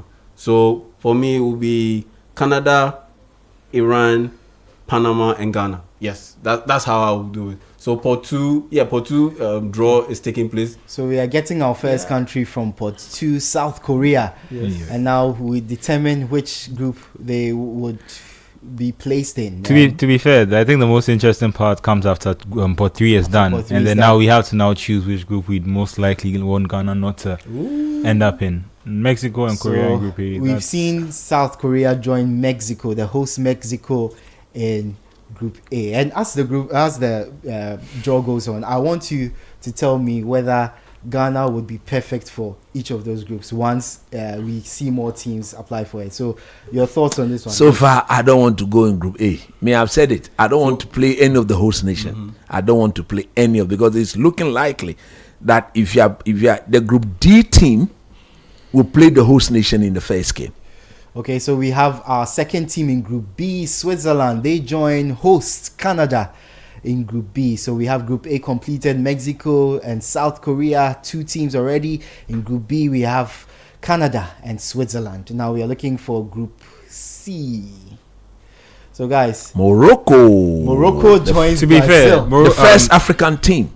Yeah, I think I heard someone making the point that because of there are 3 host nations, that's why Morocco ended up in Group Port 2. Yeah, that's why I said. But how good on the performance, they'd probably be in Port A. So to see where they've ended up is interesting. So it's Morocco, Brazil in Group C. That's the World a Cup, proper That's a proper football game. That's a proper test. That's a proper football game. Wow. Do we see Morocco making it? I mean, with the teams that are left and with them, if there's another strong group that gets drawn into that group, that's another strong team that gets drawn into that group, then that would mean they are looking at a potential group of death, because Brazil and Morocco, yes, already they check the box for tough teams. So if there's another tough team that's added to that group, then we already have a group of death. We have our second team of Group D. I'm liking Australia. Group D. Australia joins USA. I'm liking Group D. We get our revenge back and then easy Australia. I think. Remember that we played Australia in the 2010 World Cup. We beat Australia by a goal to 0. So we have prize with Australia, who have been placed in Group D. I think we drew with them. We drew with Serbia. We drew with Australia. Ecuador. So Ecuador joined Germany in Group E for the FIFA World Cup. So the group so far, Mexico and South Korea in Group A. Group B, we have Canada and Switzerland. Group C, Brazil and Morocco. Group D, we have the United States and Australia. In Group E, we have Germany and Ecuador. So some big matches already set up for. Nice. I think it's also interesting to note where the African teams falls, because then we automatically know that we can't be placed in that group. Exactly. Yeah. Limit our options. So as any fans, Port we 3, can't go in groups. We can't go in groups. Yeah, we can't go in Group C. There are lots of African teams in Port 3 too. So I think once that started out, also by elimination, we also know that there are only where Ghana can fit in Japan in terms of the draw. In Group F, we have Netherlands versus Japan. Netherlands, of course, very well respected as a footballing nation, but they often struggle at World Cups. We have Iran taking their place in Group G alongside Belgium. So another possible group Ghana could end up in. Guys, how do you see Ghana faring in the group with Belgium and Iran? Let's wait. Belgium and Iran. I think that could be. I pointed out how Belgium is. At least I see a win. A win over Iran. Yeah. I don't see a win. That's surprising to hear. Over Iran? Oh yeah, I see a win. I see a win over Iran. Okay, so we have a Latino contest Uruguay between Spain and Uruguay in Group H. Spain, of course, massive nation, 2010 World Cup winners. That's also now a group to avoid. Yes. You don't want to be in that. I do not. You don't want to be in that group. I do not need That's a group everyone wants to avoid. Uruguay, of course, 2-time winners of the World Cup. Spain won it in 2010. Their only victory in the competition. There's a possibility that the Black Stars could end up in that group, but we'll wait for the draw to be completed. Senegal versus France, a francophone contest in Group I. Then Ghana should get England. 2002 repeat. Exactly. You remember? Exactly. 2002. One of the biggest shock in world football. World football has been Senegal repeated. Beating France in that tournament. The defending world champions, France in that tournament, and they get to face off again at the 2026 World Cup in the group stage. We see that will be their first match. Kylian Mbappe versus Nicolas Jackson. Wow. Sadio Mane versus Ousmane Dembele. Austria are in Group J alongside the defending champions Argentina. We're getting some really interesting groups. To be fair, if England get either Colombia or Croatia, it would be a repeat from the from Russia when they beat Colombia in I think the round of 16, but they lost Croatia in the semi-final. So, well, Portugal and England praying, I'm sure, to avoid definitely get Colombia. So Colombia will be in Group K with Portugal.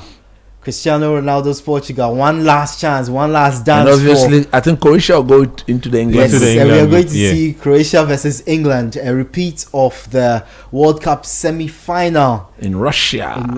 2018. So Portugal facing Colombia. So now looking at the last 4 groups, obviously we can't be in the France group. I do not want to be in either England, Portugal. Although we look in England and Croatia. We can't be in the Brazil group. Yeah, we can't be in the Brazil and Argentina group. Sorry, the Brazil and the France group. Yeah, France are playing with Senegal. So an update of the groups and of course where Ghana can be placed. Group A, we have Mexico and South Korea. Ghana can definitely go into that. As it stands, just Group A and G are looking the sweet spots right now. If we can find a way to get there and then work our way out to the group and then see what happens. But like we said, it's a World Cup. Like we can't keep expecting the easiest run till we get to the final. Exactly. And no, so we have to play good teams. So but I'm just worried about our likelihood of going through if we are placed in a group with 2 top teams who already will think that they should qualify. Does that make sense? And looking at England, Croatia, that's definitely one of them. Portugal, Colombia. That's already a tough group. Yeah, exactly. Argentina, Austria could be dark horses. But I don't think they're a dangerous team. Yeah, and I don't think you want to be in a group with the defending champions, at least to begin with. So. Okay, so a reminder, we have our group set, and we'll be bringing you that in a bit. But we are moving on to Pot 3, which will make things even more interesting. And I'll bring you a list of the teams that are in Pot 3 right now. In Pot 3, we have Norway, Erling Haaland's Norway, and also Martin Odegaard. So very tough opponents given how they qualified. They were unbeaten in the qualifying stages and thrashed Italy away from home. So very difficult team to face. Panama, and also in Pot 3, we have Egypt, who have been dominant in the African scene. Edwin, I think after this group, we can look at the film and predict where the Black Stars. Yeah, that's what I'm saying. So because of how many African teams are in this particular group. So we continue. Algeria, another African team. Scotland, Paraguay, Tunisia, Cote d'Ivoire, the African champions. Uzbekistan, Qatar, Saudi Arabia. And of course, there are 5 African teams in this draw. And there are already 2 groups that we can go. So by the end of this, 7 groups are already out of the way for Ghana. So we might find out which group Ghana is in after this round of the draw. So we are looking at Pot 3. So far, we have a number of decent matchups coming up in the World Cup. Which of the groups excites you so far with just 2 teams in there? There's France. There's the France Senegal. Yeah, the France Senegal group. There's Brazil taking on Morocco. Yeah, Brazil taking on Morocco is fine. There's but England, Croatia. I like the France Senegal better than the Brazil Morocco because of all the things that's connected to football and then some. So because of the football quality, yes, I like it. Then there's the political side to it, that the relationship between France and Senegal, because of their history together, former colonial master and a colonized country facing off. And on top of that, you have to also factor in that big shock that they delivered in the 2002 World Cup. And so all of that adds up. And yeah, I see it edging past the Brazil-Morocco game, England-Croatia game in terms of excitement. I mean, England-Croatia at this point in time, their squad is quite well aged, and so they don't bring the same pop as they did back in the day. So first team, South Africa. Group A for have taken their spots in Group A. So we have Mexico, South Africa, and South Korea. So Ghana won't be in Group A. Guys, your thoughts on this group? Well, I picked Ghana to be in Canada's group, so I'm not shocked by Ghana's omission or missing out in Group A. Okay, so we'll do a deeper dive on each of the groups, but currently Group A, 3/4 complete. But Group A is looking quite solid. Like anyone can qualify. Yes. Because South Africa can qualify, Mexico. South Korea can qualify, Mexico definitely can qualify. So we have our third team in Group B, Qatar, the host of the last World Cup. They go into Group B with Canada. So and that is a Switzerland. possibility for the Black Stars. That's a huge possibility for the Black Stars. So a decent group in Group B, Canada, Switzerland, and now Qatar. I mean, looking at the other options that are available, I think if we were able to land in a group like that, I think we'd very much fancy our chances of getting out of the group. I picked Canada. Yeah, Canada group. Yeah, we should end up there. Okay. We are going to the So we have Group C, where Brazil, Morocco, and now Paraguay. No, Paraguay can go. They'll move. Yeah, of course. Paraguay, obviously, in the same continent as Brazil, so they will have to go into Group D, I believe, where we have USA on Australia already. So USA, Australia, and Paraguay. Another possibility Another right there, group. which is winnable. Pretty decent group. I don't want the Black Stars to go into that group. Coach doesn't want the Black Stars to be Australia, America. The teams there, I'll have my point where I don't want the Black Stars to play in the host nation. Paraguay and Australia, they are a physical team. Cote d'Ivoire in Group E with Germany and Ecuador. So a big team avoided for the Black Stars. Black Stars don't get to play Germany, but Cote d'Ivoire, the African champions. Really tough group. He looks stressed. MSY, the head coach of Cote d'Ivoire, he looks tough stressed. group. Yeah, he looks a bit worried. He looks a bit concerned. And the same as Julian Nagelsmann. Yeah, you can see that wry smile on his face. Yeah, he is concerned. He is concerned because of the quality that Ecuador have and Cote d'Ivoire. And Germany themselves haven't been at the best in when it comes to recent- international tournaments. in recent years. So we move on to the next team, Tunisia. Tunisia. Netherlands, They go Japan. into Group Netherlands. With F, I think, with Netherlands and Japan. No, yes, Group F. So we can't with go into that group. Netherlands and Japan. So the Black Stars avoid their Kirin Cup opponents. So, and I mean, also the Dutch team and Netherlands. So right now, as it stands, it looks like we can only go, at least based on the so far in the draw, it looks like we can only go into Group B and we can go into B. the Spain group. We can go into the Argentina group. Well, I mean, not yet, because they might pull out So we African have countries. Egypt. We cannot go to G. Egypt in Group G alongside Belgium We and cannot Iran. go to G. So Black Stars avoid Group G as Egypt going there with Belgium and Iran. So wow. So far, let me just give take Ghana you through. Group A. Give Ghana Group A. Give Ghana Group B. Group B. I want them to pick Algeria here so Tell that we us in the avoid the moment. Spain. If they pick Algeria for the Spain Uruguay, So we avoid Spain. That means we'll be left with Argentina, Portugal, England. Those are difficult. So now Spain, Uruguay. Those are difficult groups. Spain, Uruguay in Group H, and their opponents will be Scotland. Scotland in Group H, which keeps the door open for the Black Stars to land in Group H. I feel for them. I think this is their first World Cup since 1994 and 98. Since 98. And Spain, to land in a Scotland, group with Spain and Uruguay, that's quite troubling for them. What? Spain, Uruguay. Actually, they've been moved to. Yes, and they moved them to Brazil. C, where they still have a tough task. Yeah, because they are in with Europe. Brazil. Yeah, so there's you no can't be Europe. in the Yeah, same yeah, group as exactly. with Spain. So they No. move them to They can't be in the same group as Spain, but they can't be more than two. Yes. European teams. So that will come in after the initial draw is done. Yeah. Is that South Africa? Saudi Arabia. So I think Saudi they're landing- Arabia.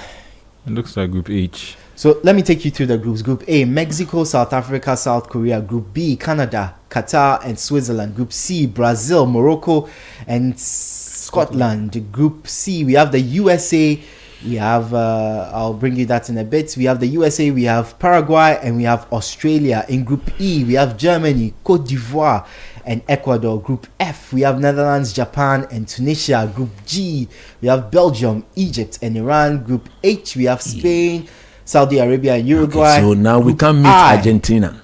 We have Group I, we have France, Senegal. No, take them to the Argentina group.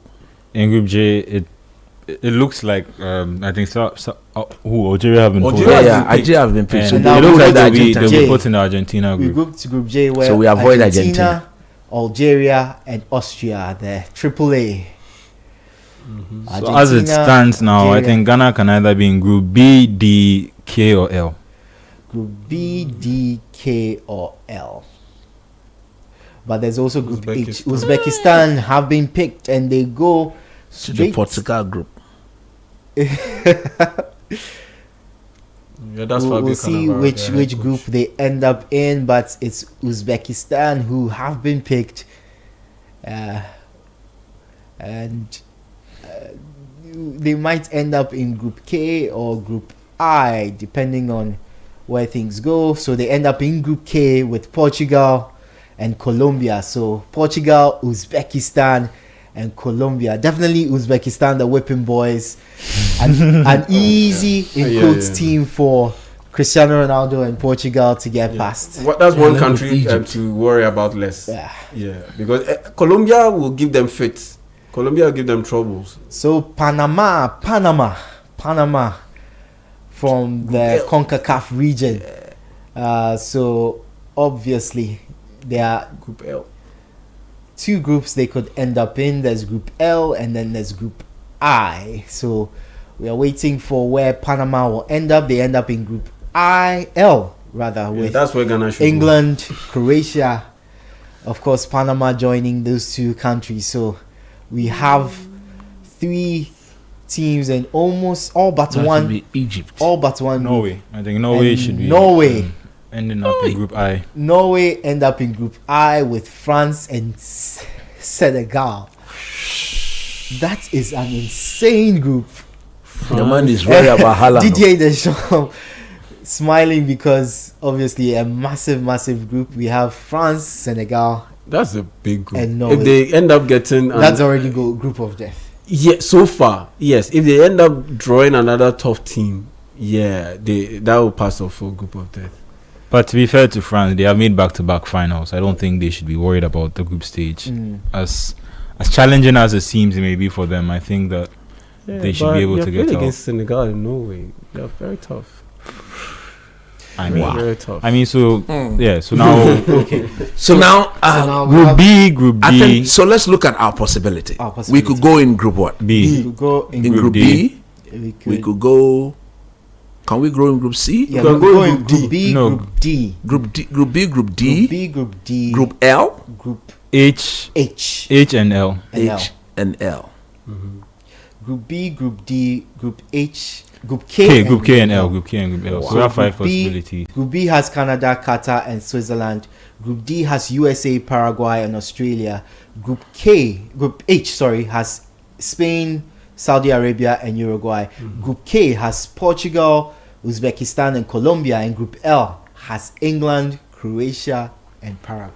Panama. Yeah, so Group B will work. I mean, Ghana, Canada, Qatar, Switzerland. Group B would be the much preferred choice. Yeah, but Group B. on probability, a 20% chance. I'm not sure if we might they are our opponents. But I think if we're able to get in Group B, we might even be able to think about topping the group. That's how confident you are. Switzerland, they are beatable. Which is, and I'm very confident that Ghana easily beats. I wouldn't say easily, but Ghana beats Canada. And then there is what? Qatar. Yes. Come on. Hulele Lopetegui's team. Qatar, lack of quality and talent. Yeah, Qatar were pretty decent in the last World Cup. Which they lost all their games in the group stage. They lost all their games. They were pretty decent football-wise. I mean, and this is their first time qualifying on merit, so that should show you that at least now, I mean, their team is more competitive than it's been. But then again, you also have the expansion of the tournament.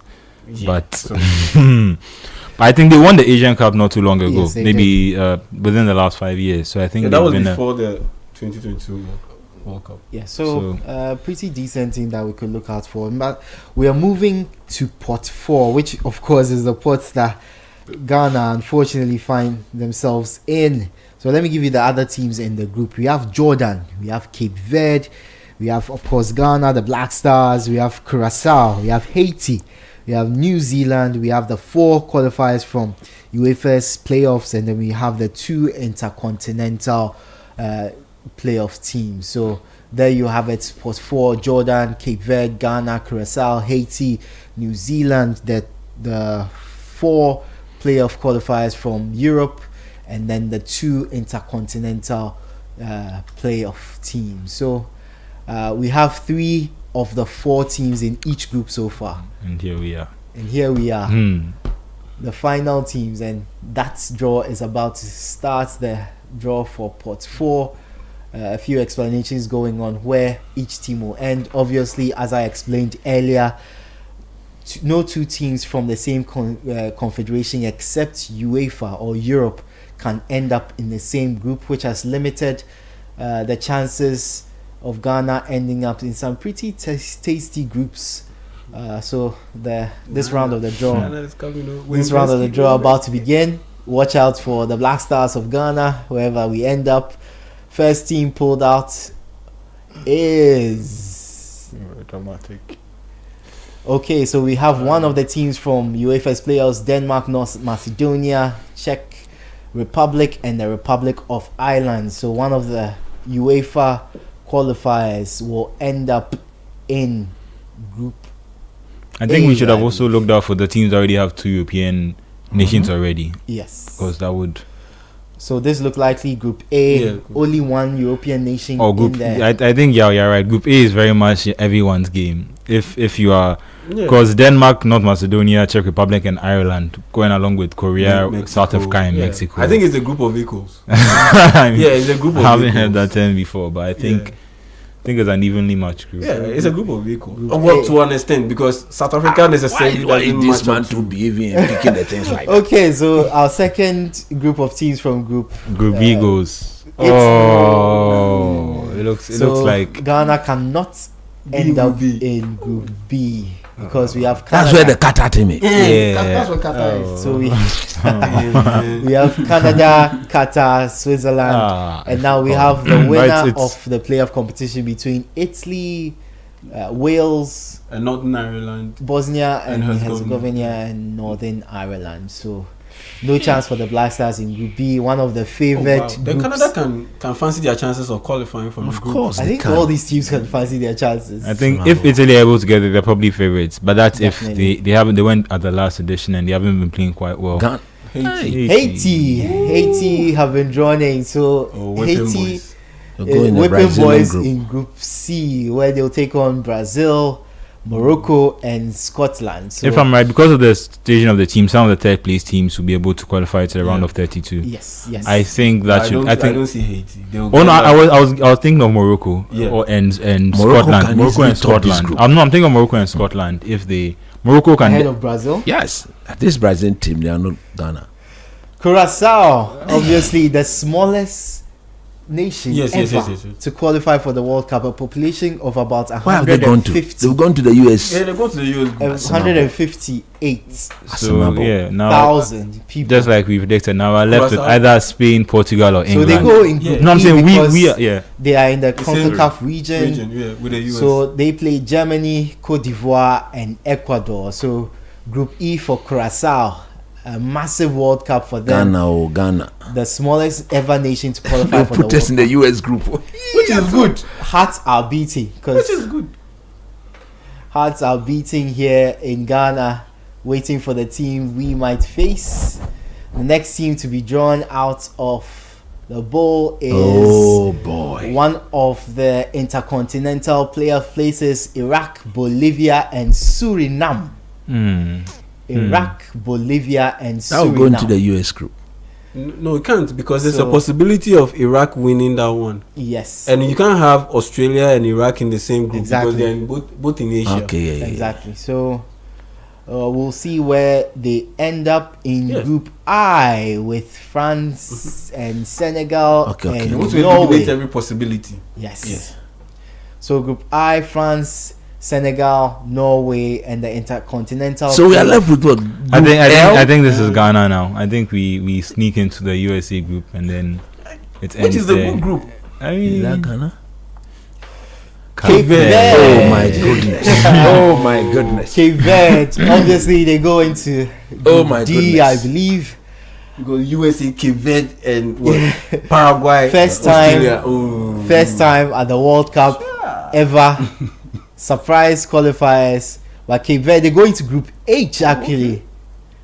Against Spain, Saudi Arabia, and Uruguay. So one of the big groups. We thought they were going. Okay, then. Well, there's still an opportunity for Ghana. Yeah, your hope. So 3 groups left: Group D, Group J, and Group G. And of course, Ghana can only end Group up L. And Group L, actually. Group L. And of course, Ghana can only end up in Group D, Group L, D, L, and K. and K. But I. So we have No, it's a playoff team. the tension because is it's killing long. us. Yeah, It's a I can see playoff. it's a playoff. What It's a is this playoff man team. doing with We the have draw? Turkey, Romania, Slovakia, and Kosovo from Europe's. And I think they playoffs. fit right in Group D because there's Yeah, no yes. European team already. And they So go, that Papa. they wait for when they Because they're all European teams. And so, I yeah, think we they need can to. fit I in think we Group need D. to start being honest and looking at Group K and L and deciding where we'd rather end up: England or Portugal. Abazian.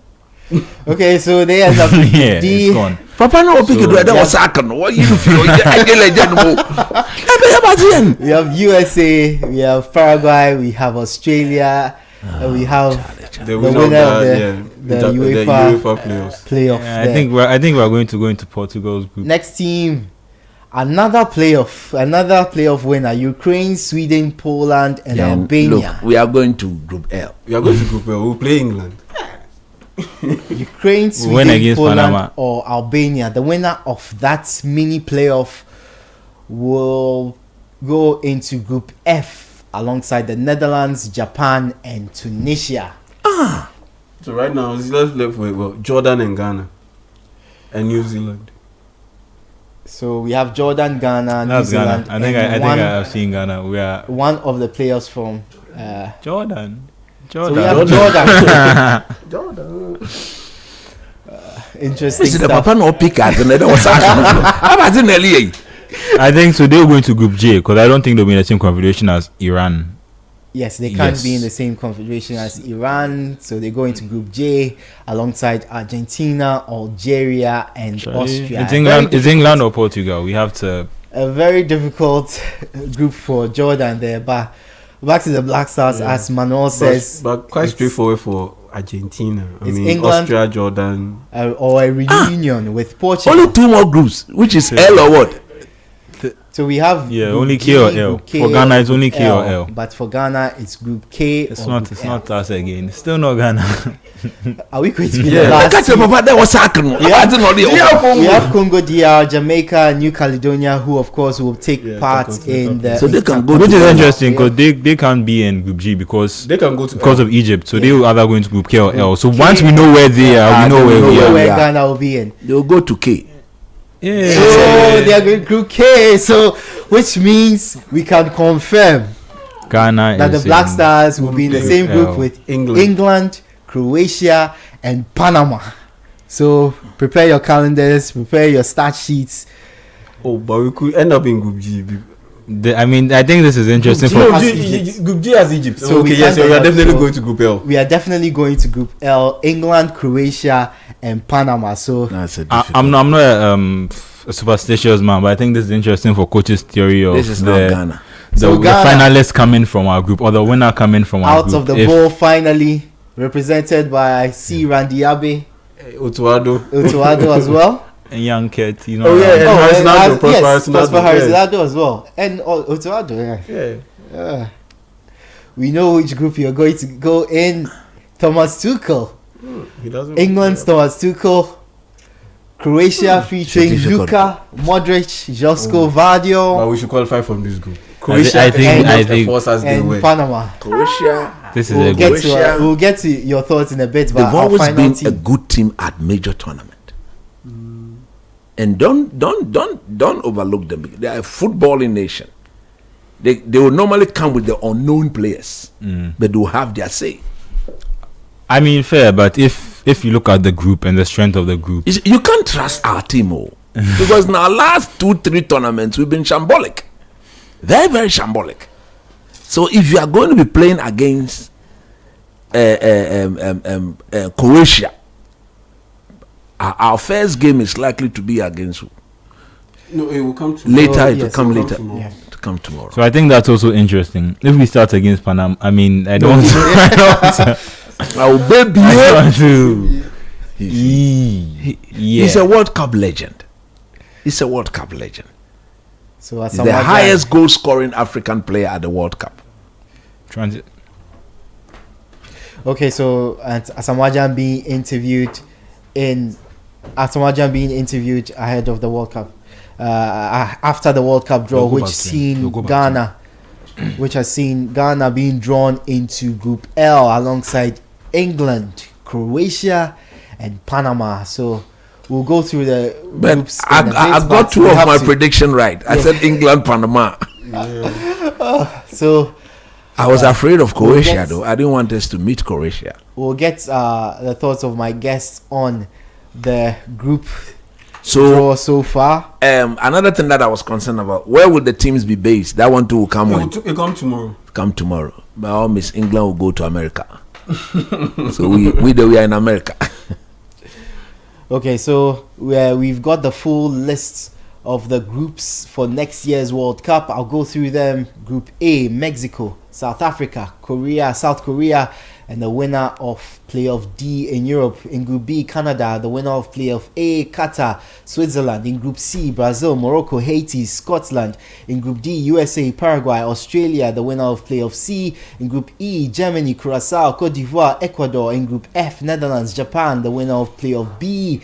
And Tunisia. In Group G, we have Belgium, Egypt, Iran, New Zealand. In Group H, Spain, Cape Verde, Saudi Arabia, and Uruguay. In Group I, France, Senegal, the winner of playoff 2, and Norway. In Group J, Argentina, Algeria, Australia, and Jordan. In Group K, Portugal, the winner of playoff 1, Uzbekistan, and Colombia. And in Group L, England, Croatia, Ghana, and Panama. So, Manuel, what do you think? Wow. Can the Black Stars make it out of this group? I think so. I think we can definitely make it out of this group. I think if we go there and compete, we definitely have a chance to make it out of this group. I think it's also interesting to note that the fact that we're in Group L means that in terms of match days, we'll be on the final, like we were playing last. So even if it gets to a point where we need to qualify to the round of 32, we'll be playing on the final, like on the final match day before the final stretch of games. Yes, so it's. I think they should be able to make it out of this group. The England test will be interesting because I think England they are coming into this tournament with a different mindset. They are looking to win it. So in our game against them, I think it will be interesting to test where our level is against the best of the best in the competition. Croatia, like Coach said, they have a good record when it comes to international tournaments. They've been World Cup finalists not too long ago, just in the past 2 editions. So I think that they can also pose an interesting challenge for Ghana. But like you said, I think they are at a different stretch of their generation. I think this generation is I wouldn't say it's a golden, but they had a golden generation. I think that most of the people in the golden generation are now too old to be in this team. So Rakitic is out, Modric is out, Brozovic is somewhere. Out. He's still pulling the string. He might make it in there. Or he will make it there, but it's different from Ronaldo, but it's I don't think he's the Modric that we know from the 2018 World Cup. Well, and I don't think he's been superb for AC Milan. I love the Italian league. I love the Italian league. But all I will say is that it matches his pace. The pace of the game matches where he is. boss in the midfield of Modric and the other guy. What is the name of that guy? Kovacic. Not even Kovacic. Brozovic. They have a very, very formidable team. Their team is very, very dangerous. Yeah, because, you see, they have a very good goalkeeper. Don't forget, their goalkeeper, very solid. You remember the guy? That goalkeeper, I've forgotten his. They have a very, and their backline. See, one thing about these Croatians and these Eastern European countries, defensively, they are a very difficult team to play against. In midfield, they are very good, and their team is not an aging team. They've now created a balance between the aging guys and the youthful guys. So when you look at their qualification, they did very, very well. Yes. They did very well in their qualification group. They actually enjoyed an unbeaten campaign on the way to the World Cup. But the European qualifiers, no, but pretty much you would have said the same thing. We have said the same thing about the African qualifiers. Now, the Africa qualifiers too is a mole qualifier. I'm about to say, if you had gotten Anjula, it's mole. Yeah, no, it's mole. Wait. Burkina Faso, look at the number of points they accumulated. Look at Niger, even Niger, the number of points they accumulated. Madagascar and Co. If you put them in Europe, they will be playing for the playoffs. You see, they will be playing for the playoffs. They are playing against Kosovo and Liechtenstein. Who are the It's ifs and buts. It's ifs and buts, but we can see quality when we see it, and we see competition. I think you also need to point out population. Most of the European games that we term as mole games are better than some of the games we term as quality on the continent. In terms of aesthetics, in terms of the infrastructure and the pitches and all, but in terms of the quality of the game and the competitiveness, no. You could if say you that pull the African draw, just as if you compare to the European draw, most of our games, look at the Black Stars in Group that we find out, we should be qualifying from that group. Yes, but I'm saying that the countries that didn't qualify, for instance, Madagascar were in our group.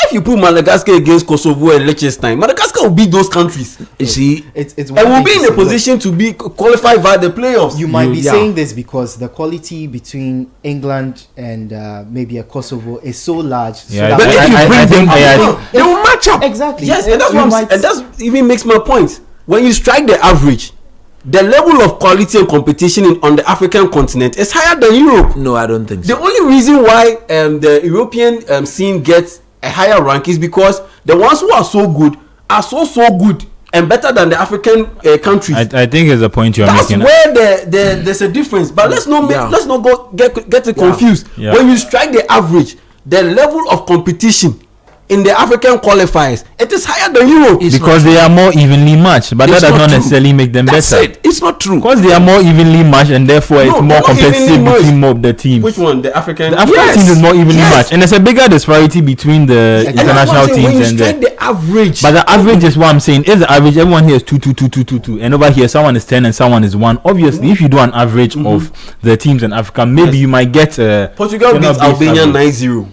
Are you telling me that Burkina Faso can beat Albania by 5? But that's not how it works. No, I'm saying that when you strike the average, look at the number of the teams that competed on the African continent, the qualifiers. Then look at the teams that played in the European qualifiers. Look at the quality of games they played. Like, you can't compare the two. The African qualifiers, on the average, is more difficult than the European qualifiers, especially when you even factor in the other issues, the other factors, the heat and all of those things.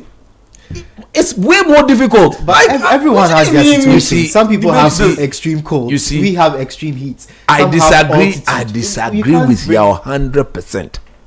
I think you play against Kosovo, Manuel.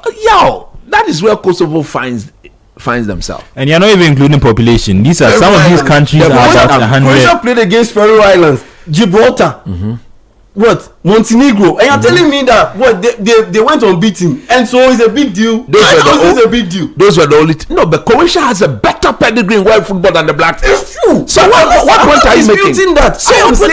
I am saying that the European qualifiers compared to the African qualifiers, the European qualifiers is easy. You see, it's easy because we are playing against Faroe Islands, Gibraltar. Who the Mayans can be? Adabraka 11. Adabraka 11 will go against Gibraltar. Ghana, Adabraka 11. We will beat Gibraltar. It's not true. It's not true. Nobody's arguing. You've made your point. Let us make our point. That's fine. The point I'm making is that if you look at the Black Stars group, it's a very, very difficult group. Yes. It's extremely difficult. How Panama qualify.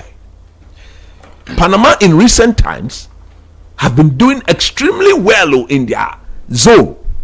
They are in the same zone as America and those. Oh yeah, no fair, but Panama, this is their second World Cup, and if you saw how excited they were just to score a goal at the last tournament, you see, I think we should at least, no, perspective-wise, I think we should have the quality to at least beat Panama. I'm coming. It's not about Panama here. Okay. So fair. About Panama, just a quick start about them. This, as you said, is their second World Cup. That's in the right. maiden edition, they were grouped with England and Belgium. That's right. Yeah. And Belgium, both of whom went to the semi-final. That's right. Yeah. Yes. So the other a very difficult group anyway. So a very difficult group anyway. No one expected As them we to speak, qualify from there. as we speak now, the Black Stars is the last ranked team in that group. True or false? True. We are ranked lower than Panama. Of course, Yes, yes. because They were in of where pot we three. end up. Yeah, because of where the They were configuration in we are pot three. playing. That's fine, Yes, that's why. They were in pot three. Wow. So at the end of the day, you need to look at all these things and look at the group with a very clear, open eye. The England game I called for because of what we've gotten with Senegal and France. But is our team better than them? No. Our team is. If we don't stand up and match up to that game, we could be disgraced. Which game? The England game. England. Oh yeah, I mean. Now, if you go to the Croatia game, I think the Croatia game is the game that even determines whether we qualify to the next stage or not. And that is the most dangerous game of the group. The reason why I'm saying this, the current crop of Black Stars players in this technical team has not convinced anybody that in a major tournament they can stand up and be counted. Edwin, is what I'm saying not true? Oh, absolutely. You can count them. Until they go there to do it, you can count on them. So we are going to a tournament, the World Cup, in a very difficult group where we are hoping that our boys will go out there and make us proud. I really do want them to make us proud, because at the end of the day, we have to stand up. You remember, I've always said that if you can put $13.67 million as a budget and say that is what we hope to go and make everything go well, then we are not going there to joke. It's not a matter of we going there to joke. We are going there and making sure we make an impact, and that impact is a non-negotiable impact, because some of us will not accept it, even though I admit that the group is a difficult group. If this Black Stars team show up and they are properly coached, we should be able to match up to the teams in our group. But here is the situation where, as we speak today, we don't know the forward identity of our team. We don't know whether our coach is playing in a certain way. We don't know. And we don't know a lot about our team. We don't know. I think from the technical bench to the playing body, this is the weakest team we are taking to the World Cup. If you compare it to our 2006, 2010, 2014 group that we took, this, in my view, is the weakest team we are taking to the World Cup. This, in my view, is the weakest thing we are taking to the World Cup. So at the end of the day, we need to look at this group, and we need to attach every degree of seriousness to whatever is happening, so that we'll go out there and be counted. Anything apart from that will be unacceptable. So we've seen the draw. We've seen the teams that gone. The Black Stars will face at next year's World Cup. Now we want to hear from you. Join the conversation. I know I've abandoned our YouTube and WhatsApp commentators throughout the show. Now that we've drawn England, means what? Gideon Mensah will be coming up against Bukayo Saka. Noni Madueke. Yeah, Noni Madueke. Yeah, if Cole Palmer ends up on that side. Jared Bowen. And we are coming up against one Look of the at best, Hurricane in best the middle strikers of in history of football. Salisu ni Salisu pick. Salisu pick. One of the match for Champions League game. Hurricane. Oh yeah, least mistake. Wash Yeah, but running Declan up Rice, against our midfield. But the thing is, it's clear the group of death is the group I. The group of death, where you have the Norway, the France, the Norway, Senegal. France, Senegal, and then the winner of the playoffs, European playoffs. That could be Italy. That could also be Italy and all. That so could be. it could be, straightforward. That's the group of death, because irrespective of the team that comes out of that group, it will still be a strong team. And when you add it up to the 3 teams that have already been drawn, that's the group of them. Yeah, we'll come back to and analyze each of the groups in turn, but I want to go to our YouTube page where we have a number of people watching currently. So send in your comments. You can also send in your comments via WhatsApp. Our number is 054-9986-996. Send in your comments via WhatsApp. I'll make sure to get to them. But let's start from YouTube, where Samuel in team 127, he says God has really favored us with this group. He says Ghana will be fine and will qualify from this group with England. So now we move on to Kobina Amwa. I hope I'm getting it right. Yes, we'll move on from him to J Blockchain, who says Saka has 1 assist in the next 365 days. So already saying that Saka will assist against like, is it like Saka is not like a young okay, he has only one assist in yeah. the last 365 days, so it's not a big deal. Okay, we hear Is you. it the last or in the next? In the last, Yeah. in 65. But he didn't count the number of goals he scored in the last. He said, don't screw the message to don't screw the statistic. Yes, say it well. He has 1 assist, but how many goals has he scored in the last 360 something days? That is what you should be worried about. Actually, I would rather prefer that he hands over the goal scoring responsibility to somebody than he himself scoring. And he has Hurricane. He doesn't need to. Yo. Okay, so we move on to Doris, who says Ghana will shock us all. So now Fletch Park says we can beat Panama. Panama, they haven't faced any African team yet. So we move on from that comment. So many of them, and I'll try and get to as many as I can. Kobina Amwa says Perisic versus Gideon Mensah. Oh no, it won't happen because Perisic plays on the other side.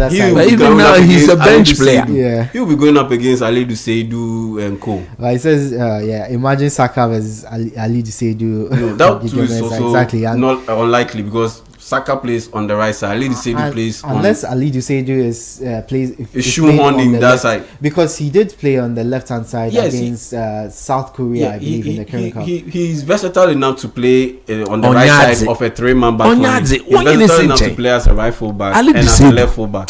But likely it's going to be Gideon Mensah, unless maybe Derek Atakon steps up or one of our players coming up really steps up and dethrones Gideon Mensah from that spot. Okay, so more comments coming in. Haruna, he says, Coach, this is the best group Ghana can have.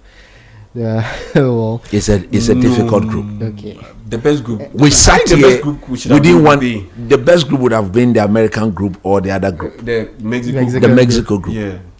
Okay, Eddie OA says Otto Addo can't out coach Tuchel. Oh, that is factual. That one is true, but you can manage the situation. Can he out coach even the Croatian coach? I doubt. Calvin Dax says we are dead if we don't win our game against Panama. We don't know if it's going to be the first game or not. I don't think but so. I think the first win. game will be either against the top ranked teams. So normally that is the way it is done. He says we must win the first game and look for a draw in the other 2 games against England and Croatia. So that's his comments there. We move on to Calvin Dax, who says hoping the boys do magic with this bad technical team. Yeah. No, that's true. I mean, and I've always made this point, like, if we are going to the World Cup based on player quality, based on the quality of players that we have, are you okay? Are you confident that we can progress from the group. I'm not okay in midfield. Okay, I'm not cool. okay. But in midfield. When it comes to so that's player quality, but what about technical team? I'm not okay at all. So between the player quality and the technical quality, the player quality is the lesser of the two evils. So it is clear that the reason why we are all shaking and we all have concerns is because of the technical team, not necessarily because of the player quality. Though we have some concerns when it comes to the full-back positions, but all in all, we have a very solid team. Because at the end of the day, don't say very solid. I don't think it's a very solid team. Coach, see, wing backs, there's a problem. Midfield, there's a problem. No, in terms of names and forms and pedigree, yes, we have a very solid team. Because a team would have been termed very solid when your defensive unit is proper. Going to a major tournament, there has to be a foundation, and the foundation should be on your defensive unit. That defend right back, left back, massive problem here. You've always been saying and in midfield, we can only rely on one player as we speak. It's only about Thomas Partey as we speak now. And that, in my view, is another huge problem that we need to fix right. You see why I've always been saying that the fact that we didn't qualify for this AFCON. Look, let me tell you something. Morocco, the AFCON will punch holes in their team, no matter how good they think their team is. So will it do to Senegal. It will do the same to Algeria, to Egypt, to Tunisia. It will do the same to Cote d'Ivoire. It will do the same to almost all the teams that will not be, or that are going to be at the AFCON, that have also qualified for the World Cup. To the World Cup. And then they will use that to patch up and fix. In our case, DR Congo, we all expect them to qualify from that playoff. All things being equal. They will meet the winner of New Caledonia and Jamaica. And that playoff will be played in March. So they are going to the AFCON now. If there are a bit more deficiency in their team, the coach will use the AFCON to fix it. And there are more players coming in pool to join the pool who are from Belgium and France. They are coming because they are welcoming them. They are certifying their nationalization into becoming. And just to on that point, the fact that they are playing the AFCON means that, see the problem that we have, people are saying, oh, they are just coming in for the World Cup. They don't have that problem. You can bring that player, they go and play for the AFCON, and then you can say based on their performances at the AFCON, you then select the team. So it creates it helps in a lot of different ways. Yeah, Steffi Mavididi, the teammate of Jordan and Jordan. Yeah, he's coming to Congo. Yeah, he's coming to Congo. He's of Congolese descent. And there's also another player, I can't remember his name. He's also in talks to come in. They are bringing as many as 5 players. They are in talks with as many as 5 players. Yes, so to strengthen their team. Enriching their team. You see, but if you look at our team, we think that because somebody turns it back on us, we shouldn't call the person again. May I completely disagree with that thing. Look, we are not going there to play. Who cared about his patriotism?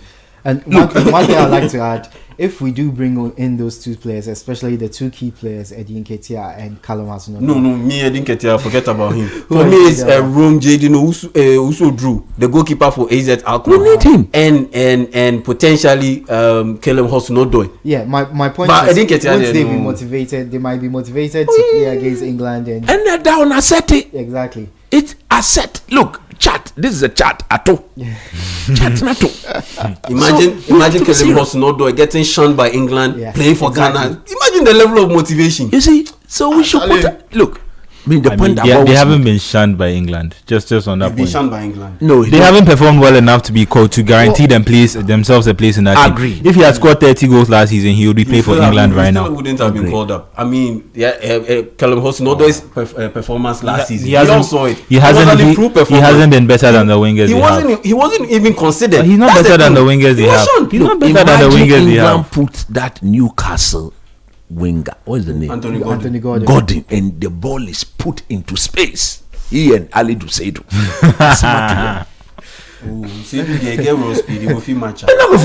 Seidu on Tum.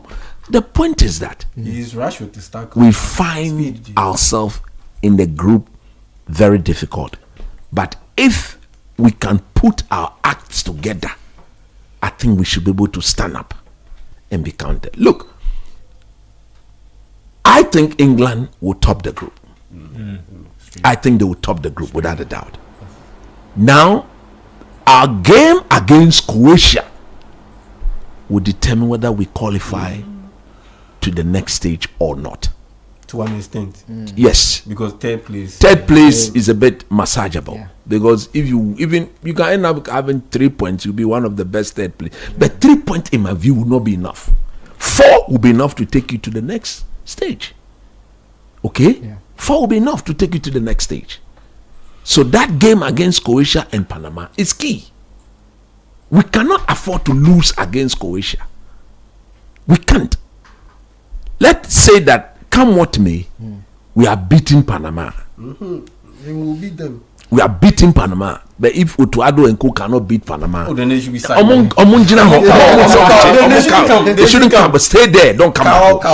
If they come then they shouldn't come. Don't come, cry. Because enjoy Trump's hospitality. That is it. Sacked in America, like. So if we beat Panama and we go and make, but I want to see who we play first, because normally in the games like this, you have the lowest ranked place team being asked to play its first game against the top ranked team.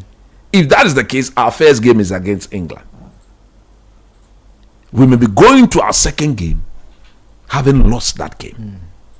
And that is where the tension and the pressure will come. I think also key from that is the result from the Croatia-Panama game. So if Croatia go and draw a Panama, then we will beat Panama. Whipping boys in that team. Everybody will beat Panama. Should be. Yes, everybody should beat Panama. It comes down to the goals. It's just like Chad in the World Cup. Yeah, qualified. Exactly. Everyone should beat them. Yes, but we didn't beat them away from home. We didn't beat them. We ended up drawing with them. Exactly. They had only 1 point, and that point they took from us. So that's the point some of us are making. And you see, we should sharpen our goal scoring technique, because it will count. It will count, and the number of goals conceded will count. All these things will count in determining who the best third place team is going to be. Okay, so look, fix your defense. The fullbacks position in particular, we need to fix them. In midfield, try that Yurinchi boy with Thomas Partey. Caleb Yurinchi. And let's define clear roles for him. Clear roles for him. He shouldn't be jumping all over the place, because he'll be playing with the controller. He should listen to simple directions and instructions from Thomas Partey. If he listens, his work becomes very easy. And then we need to be able to score more goals. Well, we were the highest scorers in the qualifiers. So that is Mole qualifiers. Going to the World Cup proper, we need to be able to score more goals. It's not as Mole as Croatia's qualifies. No, it's not as Mole as Croatia's qualified. Croatia played against Faroe Islands and Gibraltar. We can't compare that to Madagascar. Czech Republic is solid, but we also played against solid teams. We also played against Mali. We played against Madagascar. We didn't saw our AFCON qualifying. We didn't play against Faroe Islands. Madagascar is not a solid team in Africa. But they are better than Faroe Islands. They are better than Gibraltar. Croatia played against Gibraltar.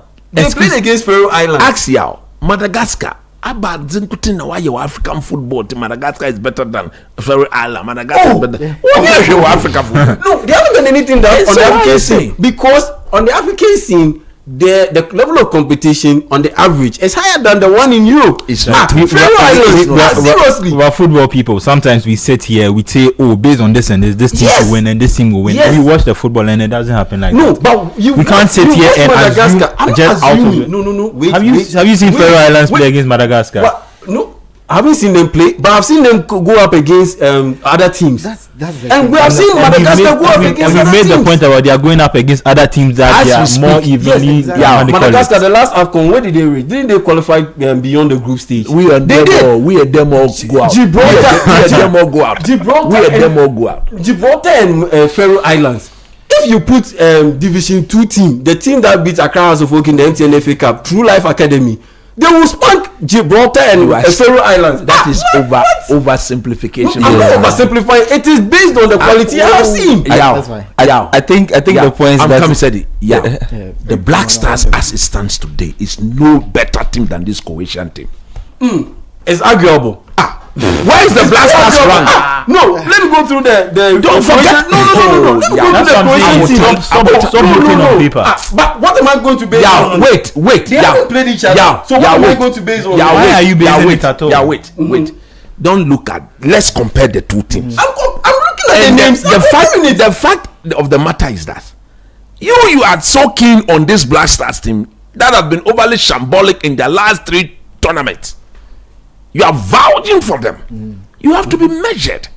This Croatian team, with the experience they've got and the quality they've got in their team. Look, you can look at their performances against. Look, they've always showed up against the big boys. Facts. In the last tournament, it took Argentina to knock them out. Yes. Facts. It took a Leo Messi Argentina to knock them out of the World Cup. Away? That's 3 years ago. They've always been better than this our current Black Stars. 3 years ago. But have they not moved on? What are we doing? But speaking like that is on the premise. Just close your eyes. Forget about the name. Close your eyes. A team that has Iñaki Williams, the captain of Athletic Bilbao, a team that has Antoine Semenyo playing for AFC Bournemouth and scoring goals and doing well, even now though his form has dropped off a little. A team that has Thomas Partey in it, a team that has Mohamed Kudus in it. And you are telling me that it's not better than this Croatian team that has what? Aside Josko Vardio, he's the only top player in their team. Ivan Perisic. Ivan Perisic is a good player, but he's not Ivan Perisic 5 years ago. Who is there? Pasalic of Atalanta. Why? We don't do Pasalic of Atalanta. They will all play first level for the Black Stars. They will all come and play. Please. They will all play first level in the Black Stars. Me, like, even that aside, even that speaking aside, is Edem Kai. Even that aside, if you ask me, a lot of other things go into it. They are better unit than that's the point I'm trying to make. They are better group of players than our team. When we see our team play and we see the Croatian team play tactically, do we look as good as them? We don't. Do we have like a synchronized way we play? Do we even know, as of now that we are going to the World Cup, do we know for sure that this is our starting 11? Or even this is our style. This is our style of play. Like, there are a lot of questions we have to ask ourselves, and sometimes we have to be really, really reflective and be honest about where we are as a national team at the moment. I don't think that player for player we have bad quality within our ranks. No, don't get me wrong. But when you put us together as a unit against most of the teams at the World Cup, do we look strong enough to beat them? Look, stay on that point. This is tournament football. You play just a few matches, you get to the final. You recover every 2 days, but every 2 days you are coming. Every 2 days you are coming. I mean, there are more teams now, so there's more space down. But the same point. You talk about obviously our deficiencies in terms of coaching against Croatia and England especially. But are you not certain? And tournaments are full of moments that define those games and define the actual tournaments. Are you not saying?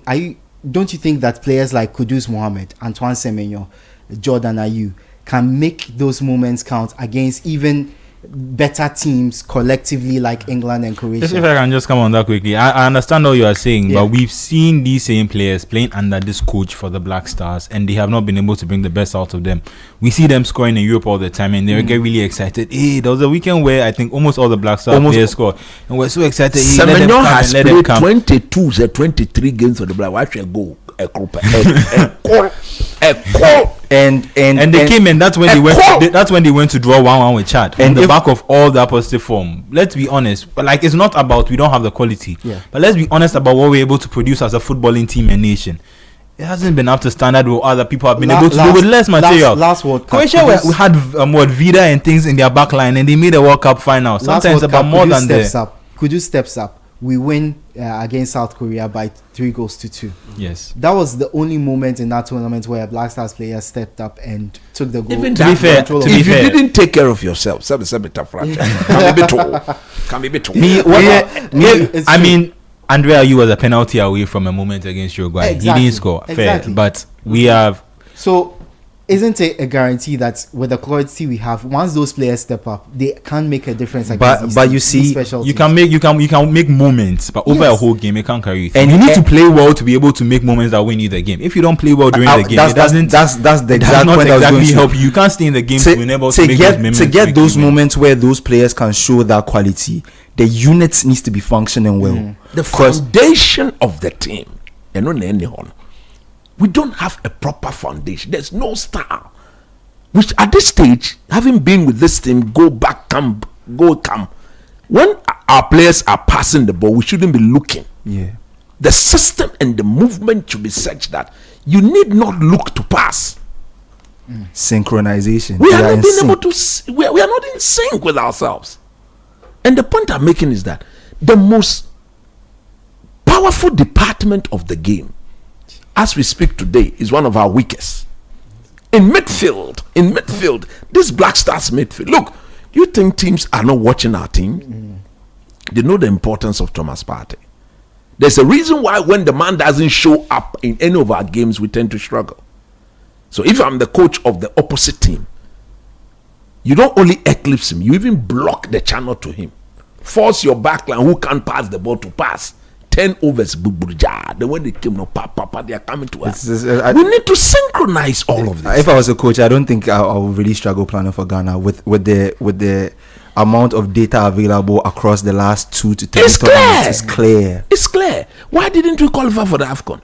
Partey missed about 50 to 60% of the games. That's why we couldn't qualify. So the point some of us are making is that we may have the quality as individual. But as a block, look, if there's anything you don't take away from an Eastern European country, is the fact that they are always a very difficult unit to crack. We've seen them over the years. In major tournaments, when they come, they have a proper rehearsed strategy. And they've always been blessed with good tactical brains. Were we not overly going to that side of Europe? Where did we bring Djokovic from? Where do we bring Milovan from? So, you see, they are not only a formidable group, but the coaching there is top notch. Who is their coach? Who is their coach?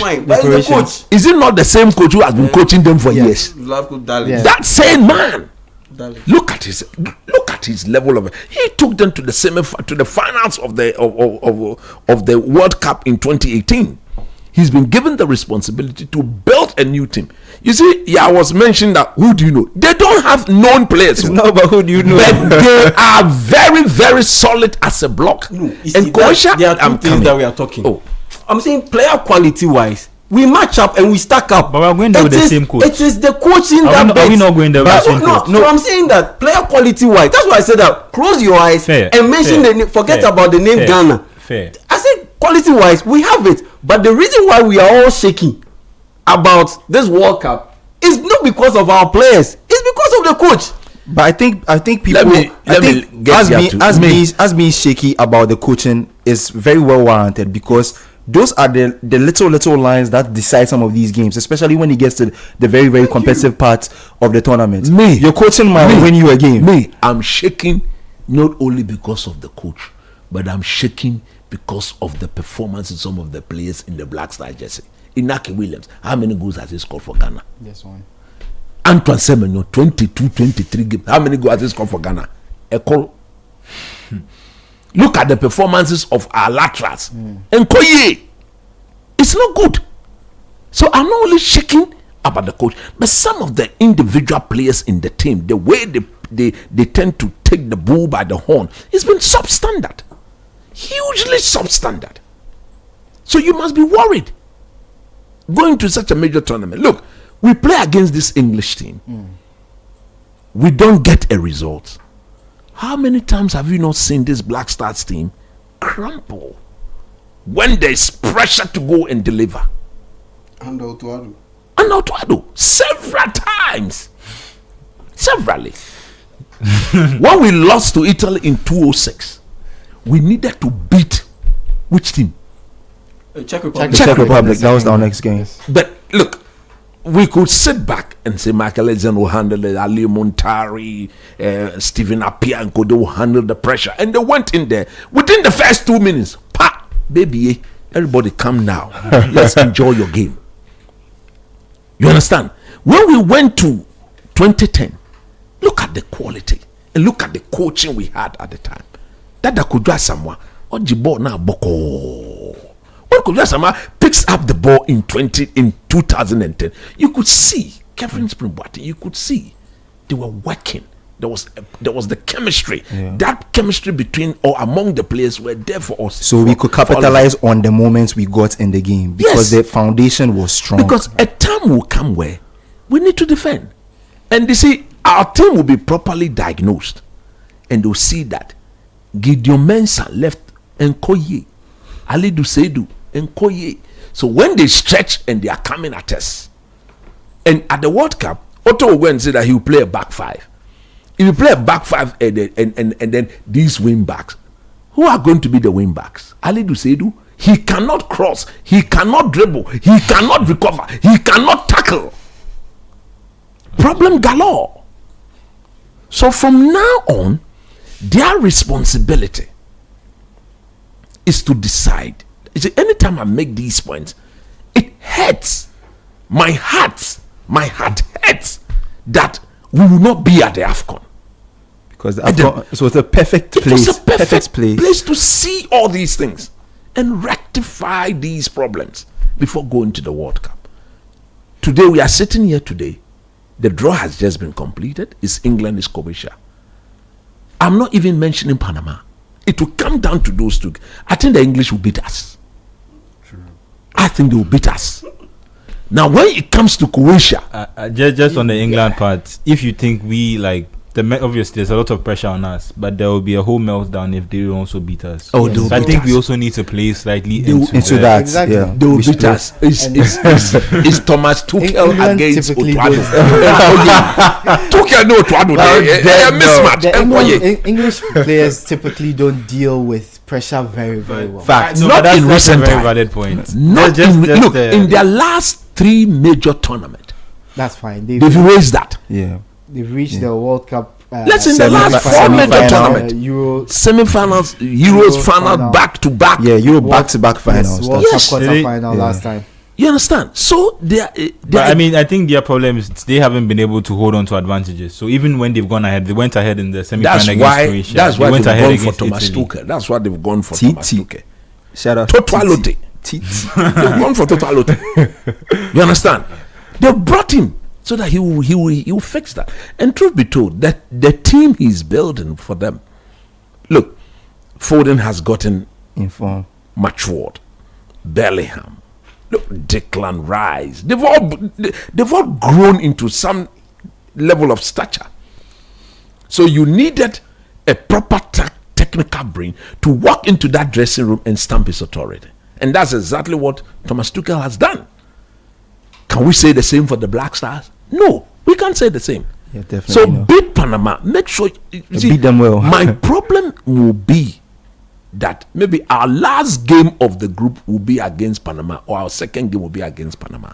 I'm very certain that I stand to be corrected, but most likely we'll play England first. Once we play England, it's likely that we'll play Panama, then we'll go and play Croatia. I don't want us going to that last game where it's a must win at all costs. Yeah. These guys, including the coach, they will all collapse. Especially the coach. To direct them as to what they should be doing and how they should go about doing it. That is going to be what? Hugely problematic. I mean, I'm just hoping that this is the tournament that if he's going to surprise us, he does. I'm like that's genuinely the hope I have, because if I'm to go by anything that we've seen from him so far, I'm not really too excited. And just on coach's point, and I hate to keep using it against him, but that moment was it against Nigeria where he ran onto the pitch after we had equalized a match we should be winning. I think that also tells you eventually we got beat. Yes, so that is him also. That was his way of releasing the stress that he felt in that moment, and that was not even one of the most high pressured moments that would have come with being the manager of a national team like Ghana. So if he's able to get to the World Cup and then it gets into the last game and then the players can sense that even you are a little, I think he also needs to work on his temperament and his body language when he's on the touchline. We need to put aside all egos. You see, egos, Nyamano. If there's any player out there who is Ghanaian and can make this team better, you see, that is the way we should be looking at it. Not to say somebody turn you down, therefore turn him down, therefore don't bring it up. What is that? If there's any player out there who is Ghanaian and can come in and do a decent job, make this team better, please invite the player. Coach, I just wanted to ask, in your experience as a coach, how often have you brought in a player who was much better than everyone else who was in the squad, and how often do the players who are already in the squad react to when you bring someone who they know is definitely coming to take my position? No player has got a bona fide right in any team. The position is not yours. I, the coach, I decide whether you play or not. And every healthy team should encourage competition. After all, the work that they did, they've been paid for. It's a new page. This has got nothing to do with what you did during the qualifiers. If that was the case, Otuado himself shouldn't have been at the World Cup in 2006. True or false? He played only one qualifier. Only one. A call. That's a really fair point. Only one qualifier, but he went there. I would have taken Laie Kingston. For me, when I look at that team, I felt that he took the position of Laie Kingston. What was Laie Kingston on doing? He got himself recorded whilst playing for Ghana, and he would have missed the first 2 games. How many games did we play in the World Cup? We played 4. Per Laie Kingston commitment to the Black Stars. Didn't he deserve to play in the 3rd and the final game we played against Brazil? He should have been there. After all, Otuado said when we took him, he lost his position to Hamini Dramani and Razak Pinpoint and Co. So he only came in the game against Czech Republic. Was it Czech Republic? Czech Republic or so. That was the game he came and played. After we were leading by 2 goals. After we were leading by 2 goals. So he did not even impact our team. But because the tournament was to be played in Germany and he's there, let's take. And then we left Laie Kingston behind. So it's not like he didn't get Ronaldo treatment. No, he didn't get Ronaldo treatment. He didn't get that. You understand? We left him behind. This at the time too was one of our best midfielders. Somebody who contributed a lot to the Black Stars qualifying. I would have taken him. But if the coaches think he would, so be it. So it's not about what you did during the qualifiers. We are starting a new slate.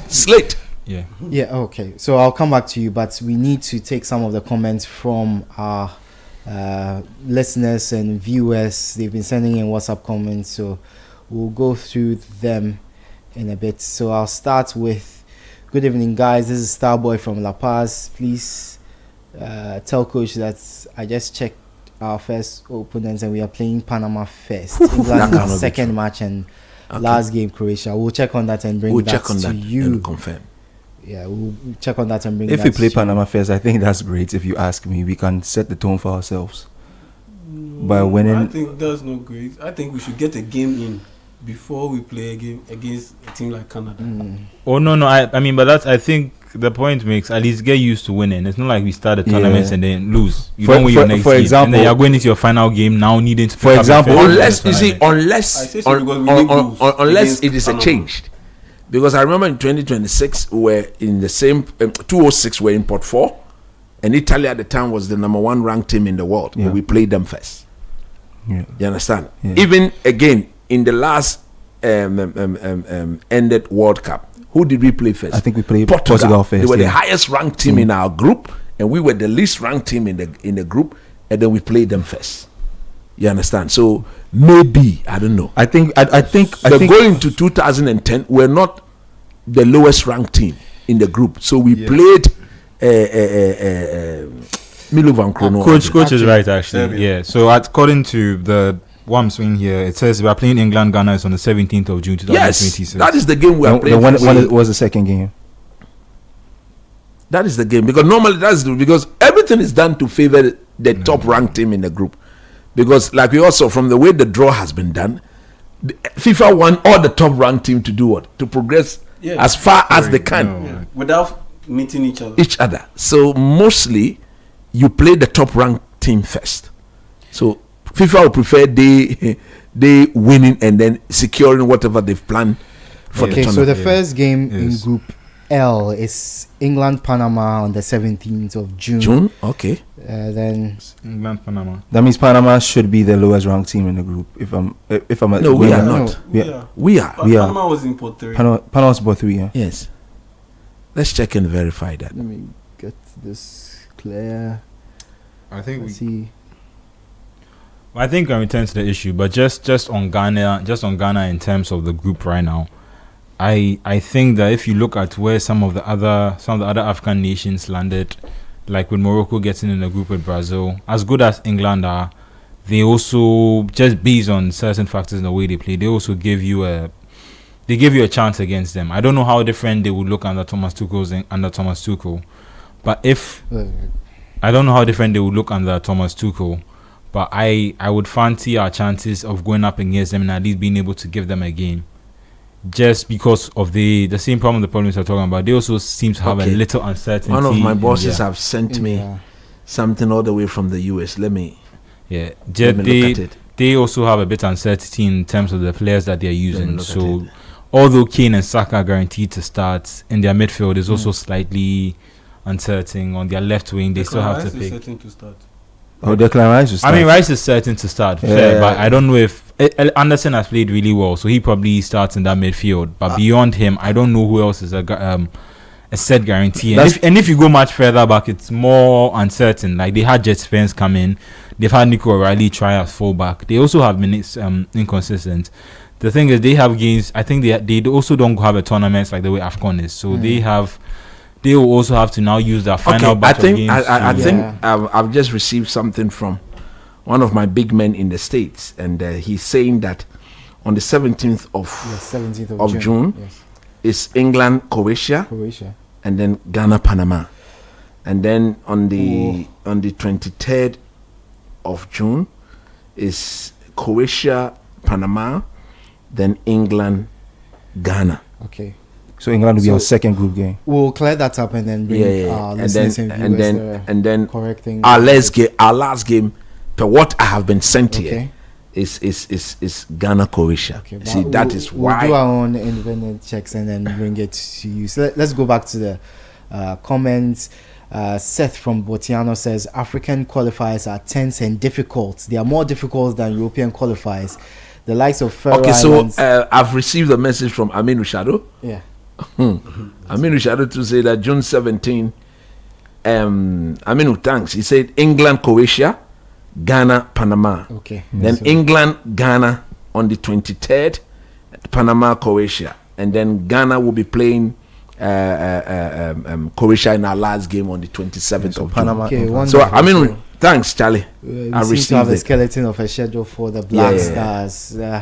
Let's go back to the comments. He says the likes of Faroe Islands, Gibraltar, Andorra concede 11-13 goals at ease. Teams made up of carpenters and masons can never be compared to Lesotho in Africa. Albania. Add Albania to that list. Albania, San Marino. Liechtenstein. Albania, San Marino, Liechtenstein. Those are about half of Ronaldo's international goals. I don't think we should. I'm not disputing that. I don't have a problem with that. I see what you did there. I don't have a problem with that. He has scored his goals. I don't have a problem with that. My problem is when you strike the average, the level of competition in the African qualifiers is higher than the European qualifiers. Which is, if you take Mali, if you take Mali to Europe, they will be making the playoffs. If you put Mali in this European qualifiers, look at some of the countries that made it to the European qualifiers. This Mali team has been bad over the years. But they are still better than Albania. When you are mentioning teams who could go to Europe and stake a claim, don't be mentioning teams without pedigree on the continent. Mali has got no pedigree on the African. They've not even played second in of the African competition. But at least they finished third in some previous AFCON bronze. But they are better than Montenegro, which is a solid team in Europe. You're only mentioning Montenegro. I can Niger ni friends the Chad. I don't know. Europe no more complete. Niger goes to Europe and beats Albania. It's not true. Niger goes to Europe and beats because Niger goes to Europe and beats Faroe Islands. Until Niger defeated the Black Stars, would you have said this? No, I wouldn't have said this. That's what I'm saying, that the African qualifiers, it even buttresses my point that the African qualifiers are way more competitive than the European qualifiers. Admittedly so. Let's admit that. But don't use that to judge this Croatian team. Okay. They are a better team than our team. On their day, they are more dangerous. I think we've had our say on this. When the Black Stars is up to what we expect of them, we can take them on. But until that, it will be difficult to say we are going to beat them with ease. It's very difficult. Let me continue the message because we have so many. Not Macedonia. But the draw, I think the fixtures have favored us. Yes, we can beat Panama. If we can, Otuado, yes, Otuado. We put ourselves in a very strong position. Playing against Latvia. Because if we can beat Panama in that first group game, Edwin, we go against England. That will motivate these boys for them to do something. Although I still do maintain that Thomas Tuchel may worry Otuado and his entire technical team. You see, the sort of work that is now going to be done on the Black Stars, it's not easy. It's not easy. Everybody, we have to now go to work. How are we going to assess this English team now? How are we going to assess the Croatian team? How are we going to assess them? It's very difficult. Very difficult. So let's move on with our messages. Good evening to the best sports crew in the universe. This is from St. Pablo in Chado. He says, it's been a while. I just imagine Saka facing Gideon Mensah and my head just busted. I just hope Derek Cohn is ready, fit and firing for the World Cup. Yeah, that's what he says. So Ejaya from North K says Otuado should find a way. The same way other teams are going to find a way to score us. Period. Period. That is it. You should stay calm and coach this team. And now, team push now. You see, it's about my way and no other way. If your way is working, we all buy into your way. But if it's not working, you have to adjust and tweak so that we bring the way that works. That is the way it is. If your way is working, Otto Tezic, Otto Klopp, Otto Tezic, now you're supporting, now you're DH racer. Me like this, I'm praying God that I'll be in the States to watch. Fully dressed in my Ghanaian replica attire. You cannot allow me to hide that. Not against Panama, not against England, not against Croatia. We are going further and further into the tournament. Nobody will accept any shambolic performance from anybody. Nobody will accept that. Nobody. Okay, so this is from Sir Cabis in Manchester, UK. He says he's at work watching us on YouTube with his British friends. And after watching the draw, they are saying Ghana will qualify with them. So a lot of the people saying Ghana will qualify. I hope Semenyo will start scoring. At least we need him to score in all the friendly games that will be lined up. At least if he can score 2 or 3 more goals in for them. You see, he needs to get scoring goals for the Blacks. He needs to get used to that. He needs to get scoring goals for the Black Stars. Because if he doesn't do that, we are in big trouble. Okay, so more comments. Someone saying there's no way Gibraltar can beat Madagascar. Faroe Islands can't beat Madagascar. Madagascar idea. So Arafat Phobia from Tema Newtown says, good evening. Ghana's group is difficult for me because Otuado is Ghana's coach. Ghana Black Stars, we have a coaching problem, but as Ghanaians, I wish the Black Stars good luck. Exactly. Greetings to Alhaji Abu Lamini and Abdul Salam Yakubu. So we will play Panama first, England, and then Croatia in our last match. Yeah. Through ball from Cole Palmer, then Hurricane. Hey, Yehoah. Obake. Welcome home. Asemabo. Okay, so Lambert from Dodoa. Good evening, team. It's a very difficult group. There won't be anything like magic in this group. The most prepared teams will qualify, and I don't think Ghana is one of those teams. Who can out coach in this group? Coach, England v Ghana. England v Ghana is our first game. Rio said it. So that's it. Tell coach we will qualify, but it will be difficult. Dramani inside KJB. We move on to. Charlie, please. we needed to go to the AFCON. We should have been at this AFCON. Oh, Charlie. One of your guys is interestingly getting us angry because he couldn't score a goal in 2 matches against Japan and South Korea, but we are a very solid team. Maybe you mean solid 2 out of 10. Don't forget, Panama is better than you according to FIFA rankings. Let's not. That's the point I was making. ourselves. That is the point I was making. They are highly ranked than us. So look, it's not going to be easy, but we are very capable. But we need to sort out some of the deficiencies in our team. And I've looked at this Black Stars team. I've properly assessed this team. Otuado will have to be very clear in his thoughts. You see, if you are going to a major tournament and you are the coach, you need to be very clear in your thoughts. Because if you are uncertain as to what should be done, how it should be done, when it should be done, then you are going to create a bit of confusion among the playing body. Because if your thoughts are that clear, the players will buy into that. And when they go out there, they know that, look, within my role, this is what is expected of me. This is what I'm demanded to do, and I'll go ahead and do it. But when you are not certain, as at now, we don't know what our strong. Because look, when we go a back 5, it tends to take something away from our team in the attacking sense.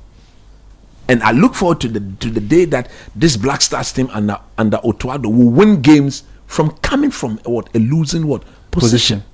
It's key. We've never experienced that before. Maybe once against Mali in Mali.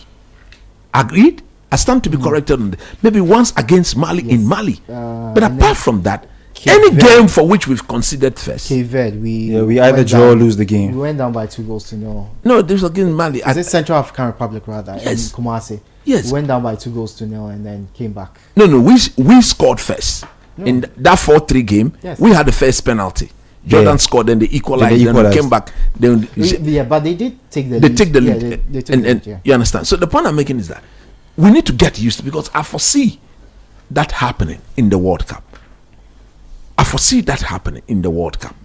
And that is temperament. You have to build it. It's built over time. Again, why the AFCON would have been important. As we speak, the Côte d'Ivoire, the Egypt, the Algeria, the Morocco, they'll look at this AFCON and they'll realize that, look, this is a very, very good game. Recently, we just had, I think, Tunisia play Brazil, isn't it? Yeah. Brazil, as if they knew. That friendly game against Tunisia will give them a fair idea of what the Morocco will present to them. Because they all play the same style. Although the Moroccan team is a better team as a group and as quality. They are better than Tunisia at the moment, yeah. At the moment. But Brazil, Carlo Ancelotti now has a fair idea. Very fair idea as to how to go about his things. So if you look at what has happened, we need to quickly, I'm sure the people at the FA will get that in place. We need to get at least some country from the zones that the zones of what? Panama, from Europe, Eastern Europe, somebody whose style of football is similar to that of Croatia. And of course, currently, if you look at the English team, maybe if the French team were to call us for a friendly game, because they also have Senegal, a West African country, we should accept and play. You understand? Because Senegal is in the same group as what? France, isn't it? Yeah, so we should line up our friendly games to get us to have a fair idea on the opposition we'll be meeting at the World Cup. For me, I pray God that laterals are sorted, the midfield is fixed, and we score a bit more goals. We cannot have the situation where the system of our team does not bring the best out of our very influential players. We are still struggling on how to use Inaki Williams. We are struggling on how to get the best out of Antoine Semenyo when he comes to the Black Stars. We are struggling to find a partner for Thomas Partey in midfield. These are fundamentals that needs to be solved quickly before the tournament, because we cannot go into that tournament not knowing what to do, hoping to go and see whether it works in the tournament. What happens if it doesn't work? It means we are in big trouble. Okay, let's bring everybody on board. Let's open up the pool, not to bring in anybody at all, but to make sure that if there's any player out there, Adam, that will make this team better. I've never seen the situation where we are going to a major tournament, there's a player who will make us better. And you say, if Hodgson Odoi will make us better, bring him in. Bring him in. And stop saying that because he turned his back on. What were you expecting from him? That the moment you approached him, he accepts? He should be given the opportunity to say no. So do you. You should also be given. But at the end of the day, the key underlying factor here is that would he make our team better? If yes, you robe him in. Fundamental. Okay, coach, let's get to a few more messages because I want us to go through each of the groups and see what your thoughts are on those groups. But Neymar from Spintex says, good evening, Sports Panorama. And you're almost right, it's Panorama. He says, I feel the group L, letter L says it all. We are going to get some serious lashes. Okay, so someone says, Chale, now we have every reason to invite the foreign players that are ready to play because we are going to face quality teams at the World Cup.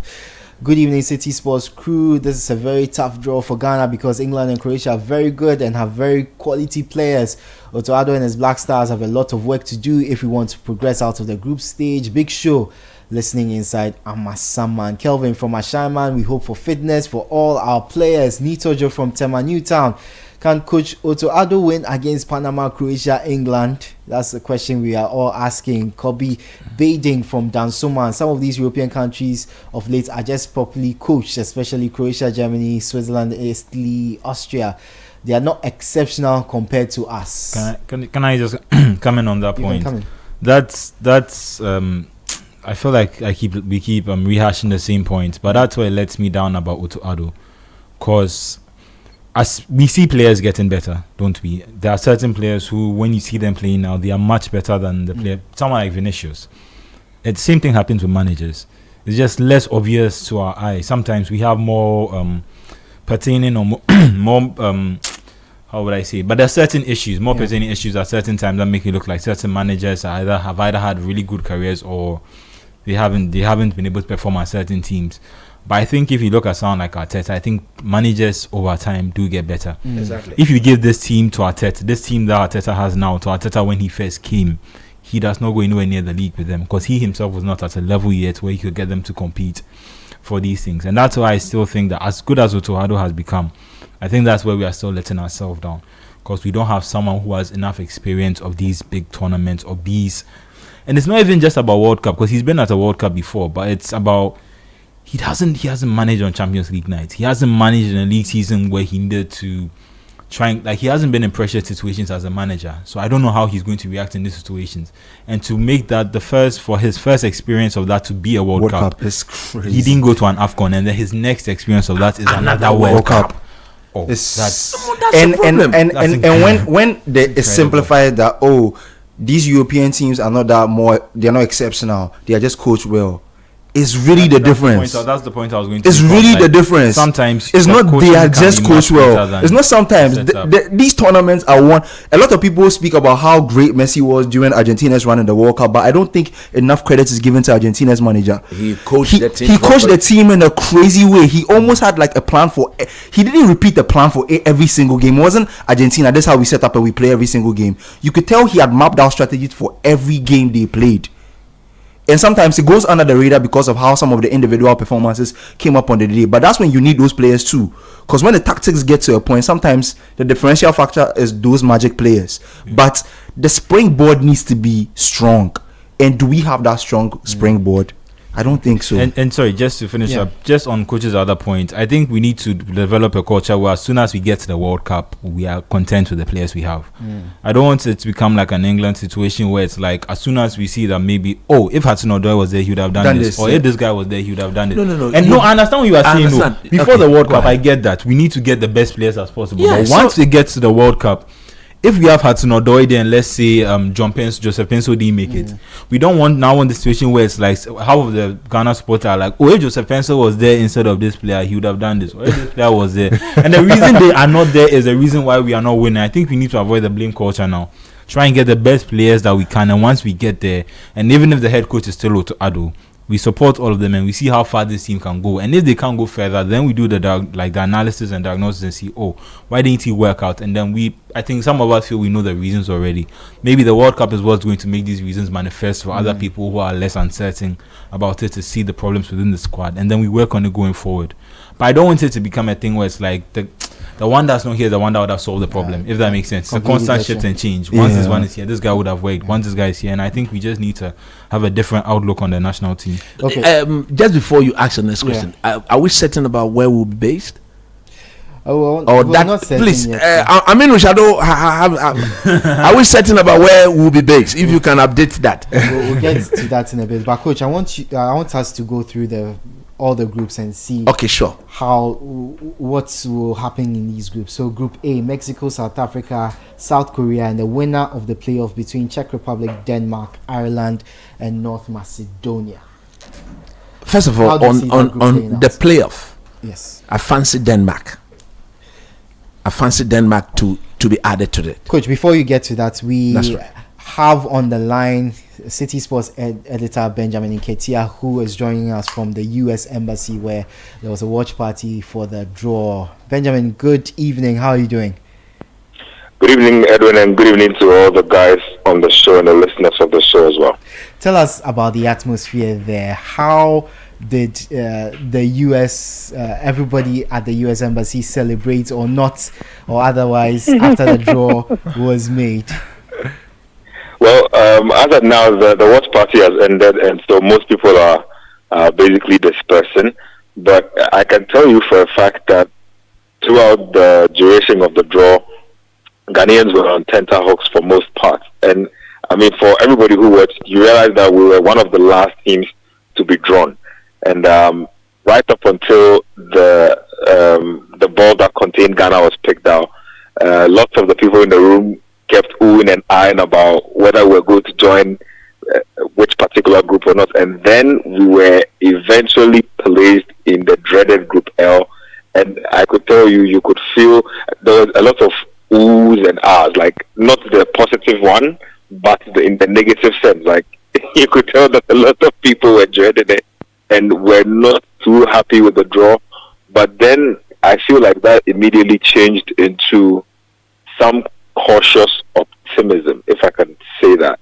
A lot of people immediately felt that we have a few shortcomings in the team, and that if we get our act together, if we get the right quality coaching to match the ability or production levels of the players we have, I mean, who says that we can't dream? I mean, nobody's talking about dominating the group or blowing anybody away, but there's a feeling that we can sneak out of this group if we do our things right.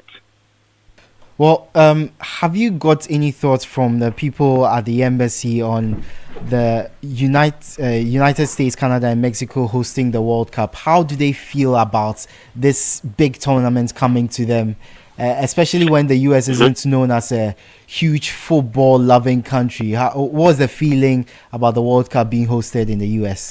It's really general excitement, to be honest, and for the majority of the US nationals I spoke to, they seem really, happy about the fact that the tournament is coming to their country, and they don't even look at it as a purely football thing. They are looking at it as some kind of launch onto the sports world. You know, they've hosted it before in '94, but now, like, their football culture has come a little more full circle. They have, like, bigger players playing in their league now, i.e. Lionel Messi. So a lot of them feel like this is sort of a crowning moment for what has been happening in the MLS or the US in recent times. And also, they view this as an opportunity to share their country, really. I spoke to a few of the Canadian nationals as well.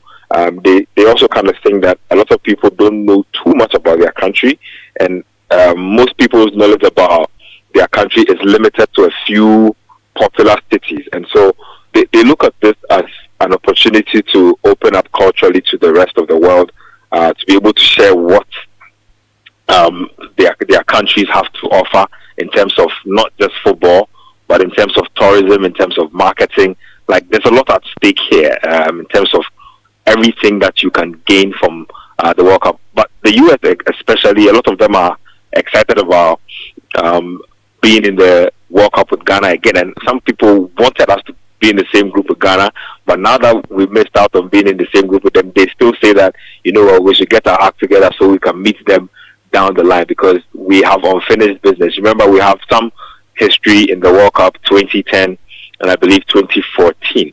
And so there's a lot between the two countries as far as the World Cup is concerned.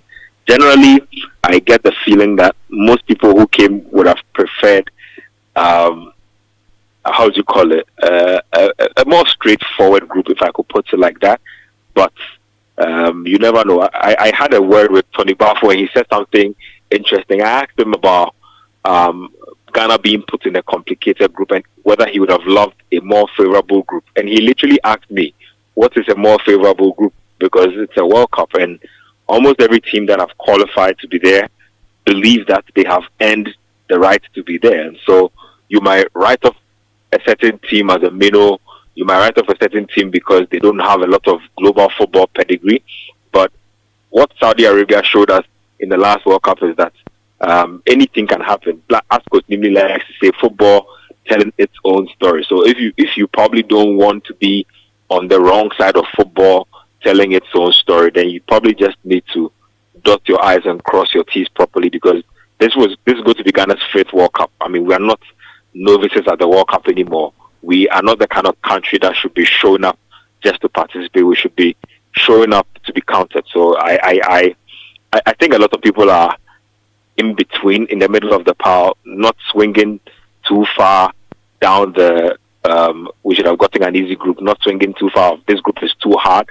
Most people think that this is a manageable group.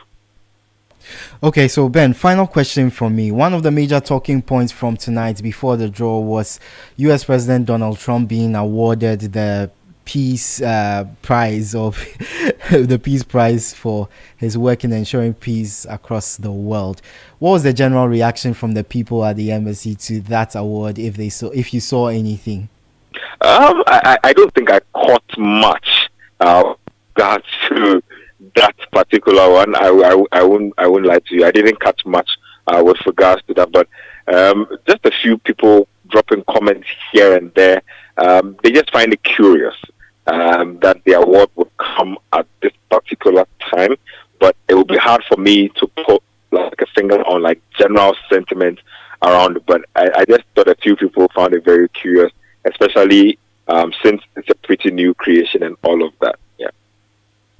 Thank you very much, Benjamin Nketiah. Thank you for joining us. He was stationed at the US Embassy, where there was a watch party for the FIFA World Cup Draw. Of course, the US, one of the three hosts of the 2026 FIFA World Cup. Coach, coming back to you on your thoughts on Group A, where we see host Mexico and a few strong teams in there. What do you think is going to go on in that group? To be honest, if you look at the permutations in that group, I think Mexico will qualify, because I think if you look at them, these guys, when they play at home, they are a completely different animal. I mean, we've watched them over the years, and I think they are a very, very good team on their home turf. So I expect them to qualify. And then, who else is in the group again? South Africa, South Korea, and the winner of the playoff between Czech Republic, Denmark, Ireland, and North Macedonia. I think if the Bafana were to show up like they've been doing in recent time, I expect them to compete for that second slot. So my first two pick here will be South Africa and Mexico to go through. Okay, Manu, I want to come to you on Group B. We have Canada, the winner of the playoff between Bosnia and Herzegovina, Italy, Northern Ireland, Wales, and then we have Qatar and then Switzerland. Who do you think is making it out of this group?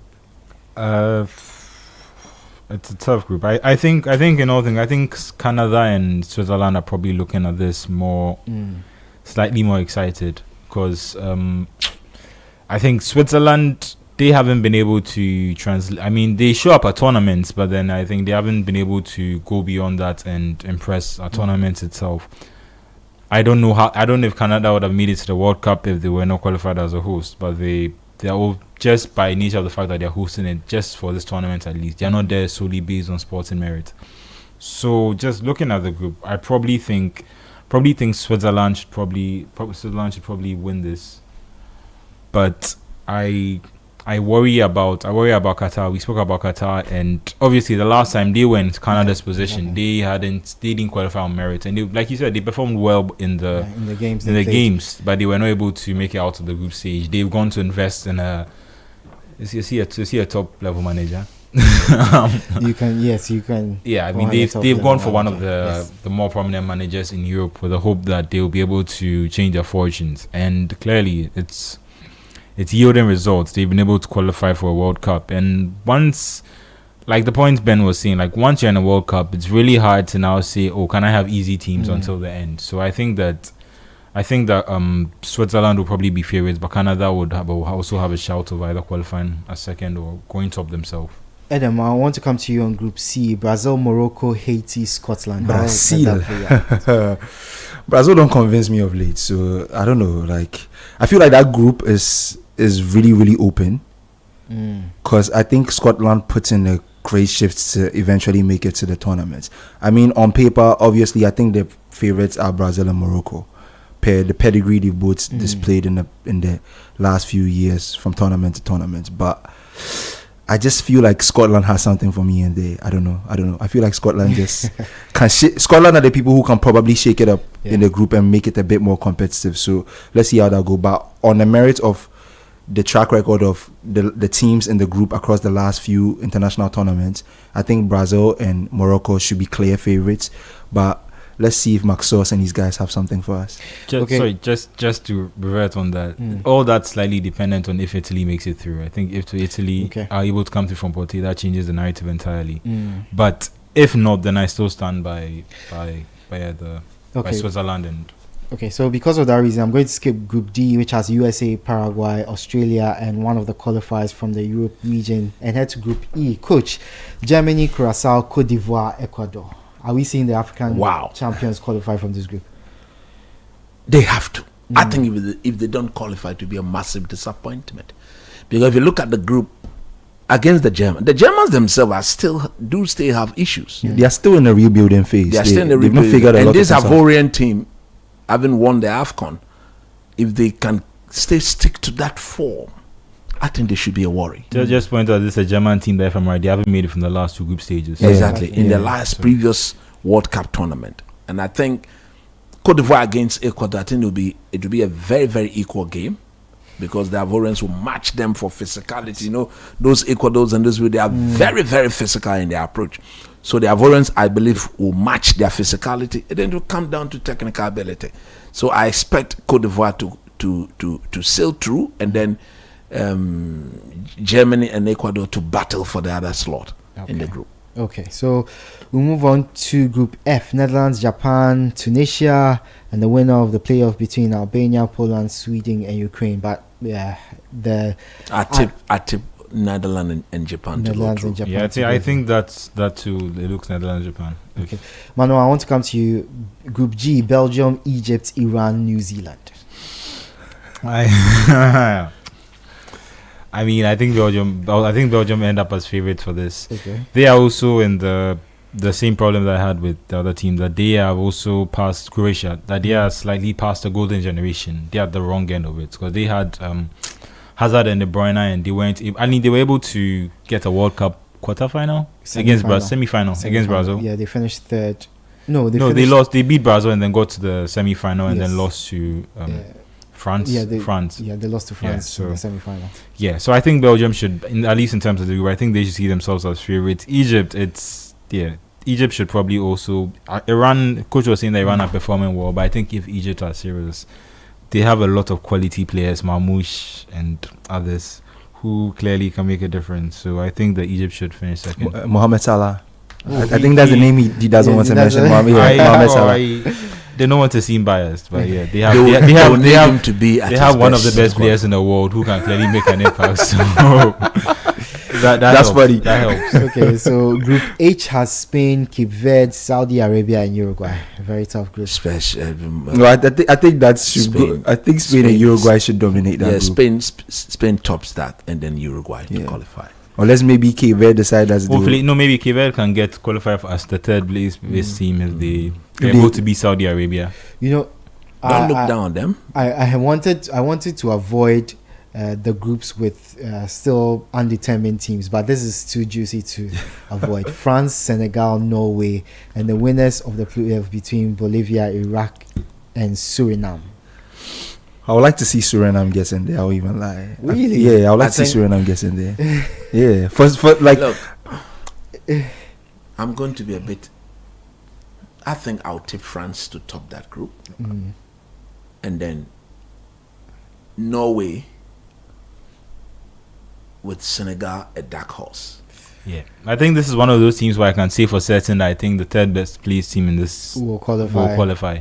At least if you are able to avoid defeat against the other two, at least. But I think there's one of those. But I even feel if Senegal play their cards well, I feel like they stand a chance in the group. Is it for teams like Senegal? Anytime they've been to the World Cup, they've always looked like a team that could go a step or two better. Yeah, but they've always tend to lose focus. For example, in the last recent World Cup, you remember. All they should have done was to keep their calm in that last knockout game, and they should have progressed. I mean, in 2018, when they knocked out on fair play, they were knocked out on fair play. So they've been slightly unlucky in two tournaments. But in the last one, they were there as well. In the last World Cup, how did they get knocked out? Lack of, I think, clear indiscipline on the part of how to defend a lead as a unit. They had the lead, they threw it away, and then immediately they considered a second goal, and then they got booted out. So because of that, you see, Norway, because of Erling Haaland, one thing that is very clear, he will go into the tournament very ruthless. One chance he puts it away. That's his game. And if you have a player like that, it means every defender in that Senegal setup will have to be awake. That is what I don't trust of them.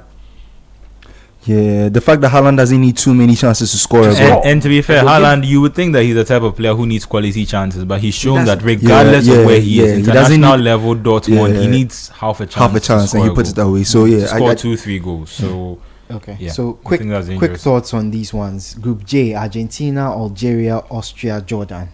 Oh, I think Algeria should stand a chance in that group. If they can manage themselves against the other two teams, I think they should stand a good chance to go along. I think Argentina should dominate this group, but if Algeria are able to do their things well, I think they can be the second team to progress easily. I don't think it should be problematic at all. I feel like the quality apart from Argentina in the group, the quality they will be matched against, they should be able to do the job. Yeah. Okay, so the final group, Group K, Portugal, the winner of the playoff between DR Congo, Jamaica, and New Caledonia, Uzbekistan, and Colombia. I in my opinion, I think Portugal should be going into this tournament like I said, trying to win. Because 10 years ago they hadn't won an international trophy, and now they've been able to win about 3. And I think that the next stage for that is to try and win the World Cup. It would be interesting if we can get a new winner this time. Colombia too have been they did really well in 2014. I think when James was on his floor, but I think 2018 they got knocked out by England, and they haven't been able to compete necessarily with other teams from other how do you call it? Because in CONMEBOL there are only 10 teams in qualification, and the top, now that it's expanded, the top 6 teams qualify. You have to. Gets an The opportunity. 7 gets an opportunity. I just want to say something. Yeah, Bolivia on that. So just you have to be really bad to not qualify. That's the point I just want to say something on the Argentina group. I think Argentina and Austria will qualify. Okay. I don't know, but I have that strong conviction in whatever Ralf Rangnick is doing with the Austrian team. I watched them in the last Euros. They were very difficult not to crack. And I think they are all attacking or defending game will pose a lot of problem for the teams. Algeria, the dark horse, if they can put their act together. But see, teams like Algeria, because of the way they play, they tend to present themselves to the Europeans to be beaten. So I think Austria and then Argentina will qualify. And in that Portugal group, without a doubt, Portugal will have to qualify. They've got too much talent for them not to step out of the group. So I expect them. And then, is it Colombia? Yes. And then who? Colombia, Uzbekistan, Portugal, and the winner of the playoff between DR Congo, Jamaica, and New Caledonia. I'll go Portugal and then Colombia to qualify. Okay. So we've gone through the groups. We move away from World Cup qualifying for just a little bit because... But we've not done the Black Stars group. Oh. Okay, fine. We should do it. Okay. So Group L, England, Croatia, Ghana, Panama. Who qualifies? Clearly, Ghana to win the group and England to scrape second. I think England to top the group, and then that second spot will be battle between the Black Stars and Croatia. And I think if we can defend better and score a bit more goals, we could edge it. We play England in our second group game. Yeah. Yes. I feel playing Panama can, if we play our cards right, can inure to our benefits. Because if we pick up a win, it's a game we shouldn't draw. It's a game we shouldn't lose. It's a game we shouldn't draw or lose. If we can pick up a win in that game, now we look at the England game like, let's try and get something out of it. If we can possibly get a draw, you see, I feel like that just makes our dynamics a bit better. If we need to secure our qualification, get a win, and then we play the final game, the deepest of blocks ever, and prevents them from going to scrape a point, get to the knockout, and then we. So I just feel the ball is in our court now because of how the games are arranged. Pick up a very, very strong win in the first game, then let's see what the tournament brings after that. Our good friend Ohene Safo, okay, who is in Canada now. He's texting me. You know, I asked where will the draw be where are the teams going to be based, and he said that he's watching live in Canada, not this program but on a Canadian TV, and they are saying some of the Group L games will be in Canada, will be played in Canada. Okay. Not necessarily the team being based in Canada. That's fine. But one of the some of the Group L games will be played in Canada. So it's likely that the Black Stars could play one of their games in Canada. Okay, so he also says that I should let everyone know that 3 teams can qualify from the group. So we just need to beat Panama and beat them well. That is the issue. Well, if it's true, by goal difference, if we can win by, I think England scored them by 7-1 in 2018. I think if we can manage, so we can score more goals and defend well. You see, if you score, you don't get it cancelled out. Yeah, that is where it counts. Okay, score more goals, defend well. Against that Panama team, if we can put a minimum of 3 past them, that will be healthy. Yeah, very healthy to our chances. So I think the ball is in our courts. The first game can set the tone for our World Cup or completely destroy our World Cup. It's completely up to us and the version of us that will turn up for that game. Because I feel like we turn up, we put up a strong performance, put some goals past them, don't concede goals. And now we are looking at ourselves just confident of that win at that stage. And we look at the rest of the group like, okay, something can be done. So I just feel like if we can get our act together, especially in the first game, win convincingly, it can set the tone for something great to happen in the World Cup. Okay, so done with World Cup, the group stage. Now, just a couple of minutes on the Premier League football. Just run through the games and then we'll bring you your predictions. We'll get your predictions for each of these games. The biggest game of the weekend is the early game on Saturday. Aston Villa taking on Arsenal. Aston Villa are in fantastic form. I think it's third versus first. Yes, it's third versus first. In the It's like Premier League. it's like a couple of running weeks where a fixture like that, third versus first, has come up. Yeah. That's- So Aston Villa versus Arsenal. Adam, your prediction for that one? I think Unai has something for me. I'll call it a draw. Yeah, I'll call it a draw. I think Unai has something for me. Unai always seems to have something for me when he plays Arsenal, and yeah, I'm hoping he comes up again. I feel like it's a spice up the title race. I don't want to see Arsenal run away with it. Not that I would like to see them win it, but I would like to see a little bit of a challenge. And I think a game like that presents itself as a tough nut for Arsenal. So let's see. Before we continue, I'll just run through the fixtures from Group L in the World Cup. I'll go back to it. I think we've got some confirmed fixtures. On Wednesday, the 17th of June, England versus Croatia. That's in Canada. Okay. Same day, Wednesday, June 17, Ghana versus Panama in the USA, the AT&T Stadium. So Ghana will play Panama in the USA. Then Tuesday, the 23rd of June, Croatia versus Panama. That match will be played in the USA. Then same day, England versus Ghana. That will be played in Canada, in Toronto, the BMO field. Oh, in Toronto, the TO. Toronto, yes, Toronto. Then the final matches in the group, Saturday, June the 27th, Panama taking on England. That will be in New Jersey in the MetLife Stadium. And then same day, of course, Ghana take on Croatia. That will be the Lincoln Financial Field in Philadelphia. Ooh, Philadelphia. Where coach at? Yeah, so the Black Stars will play 2 matches in the USA, 1 in Canada. So the Black Stars will play England in Canada on the 23rd of June, and they'll play Croatia in the USA in Philadelphia. In Philadelphia. In When I Philadelphia. told people In we are not going to Philadelphia. Mexico, In Philadelphia, where coach at? You see, we've been praying for these things. So no Mexico. That is either America Or or Canada. Canada. No Mexico.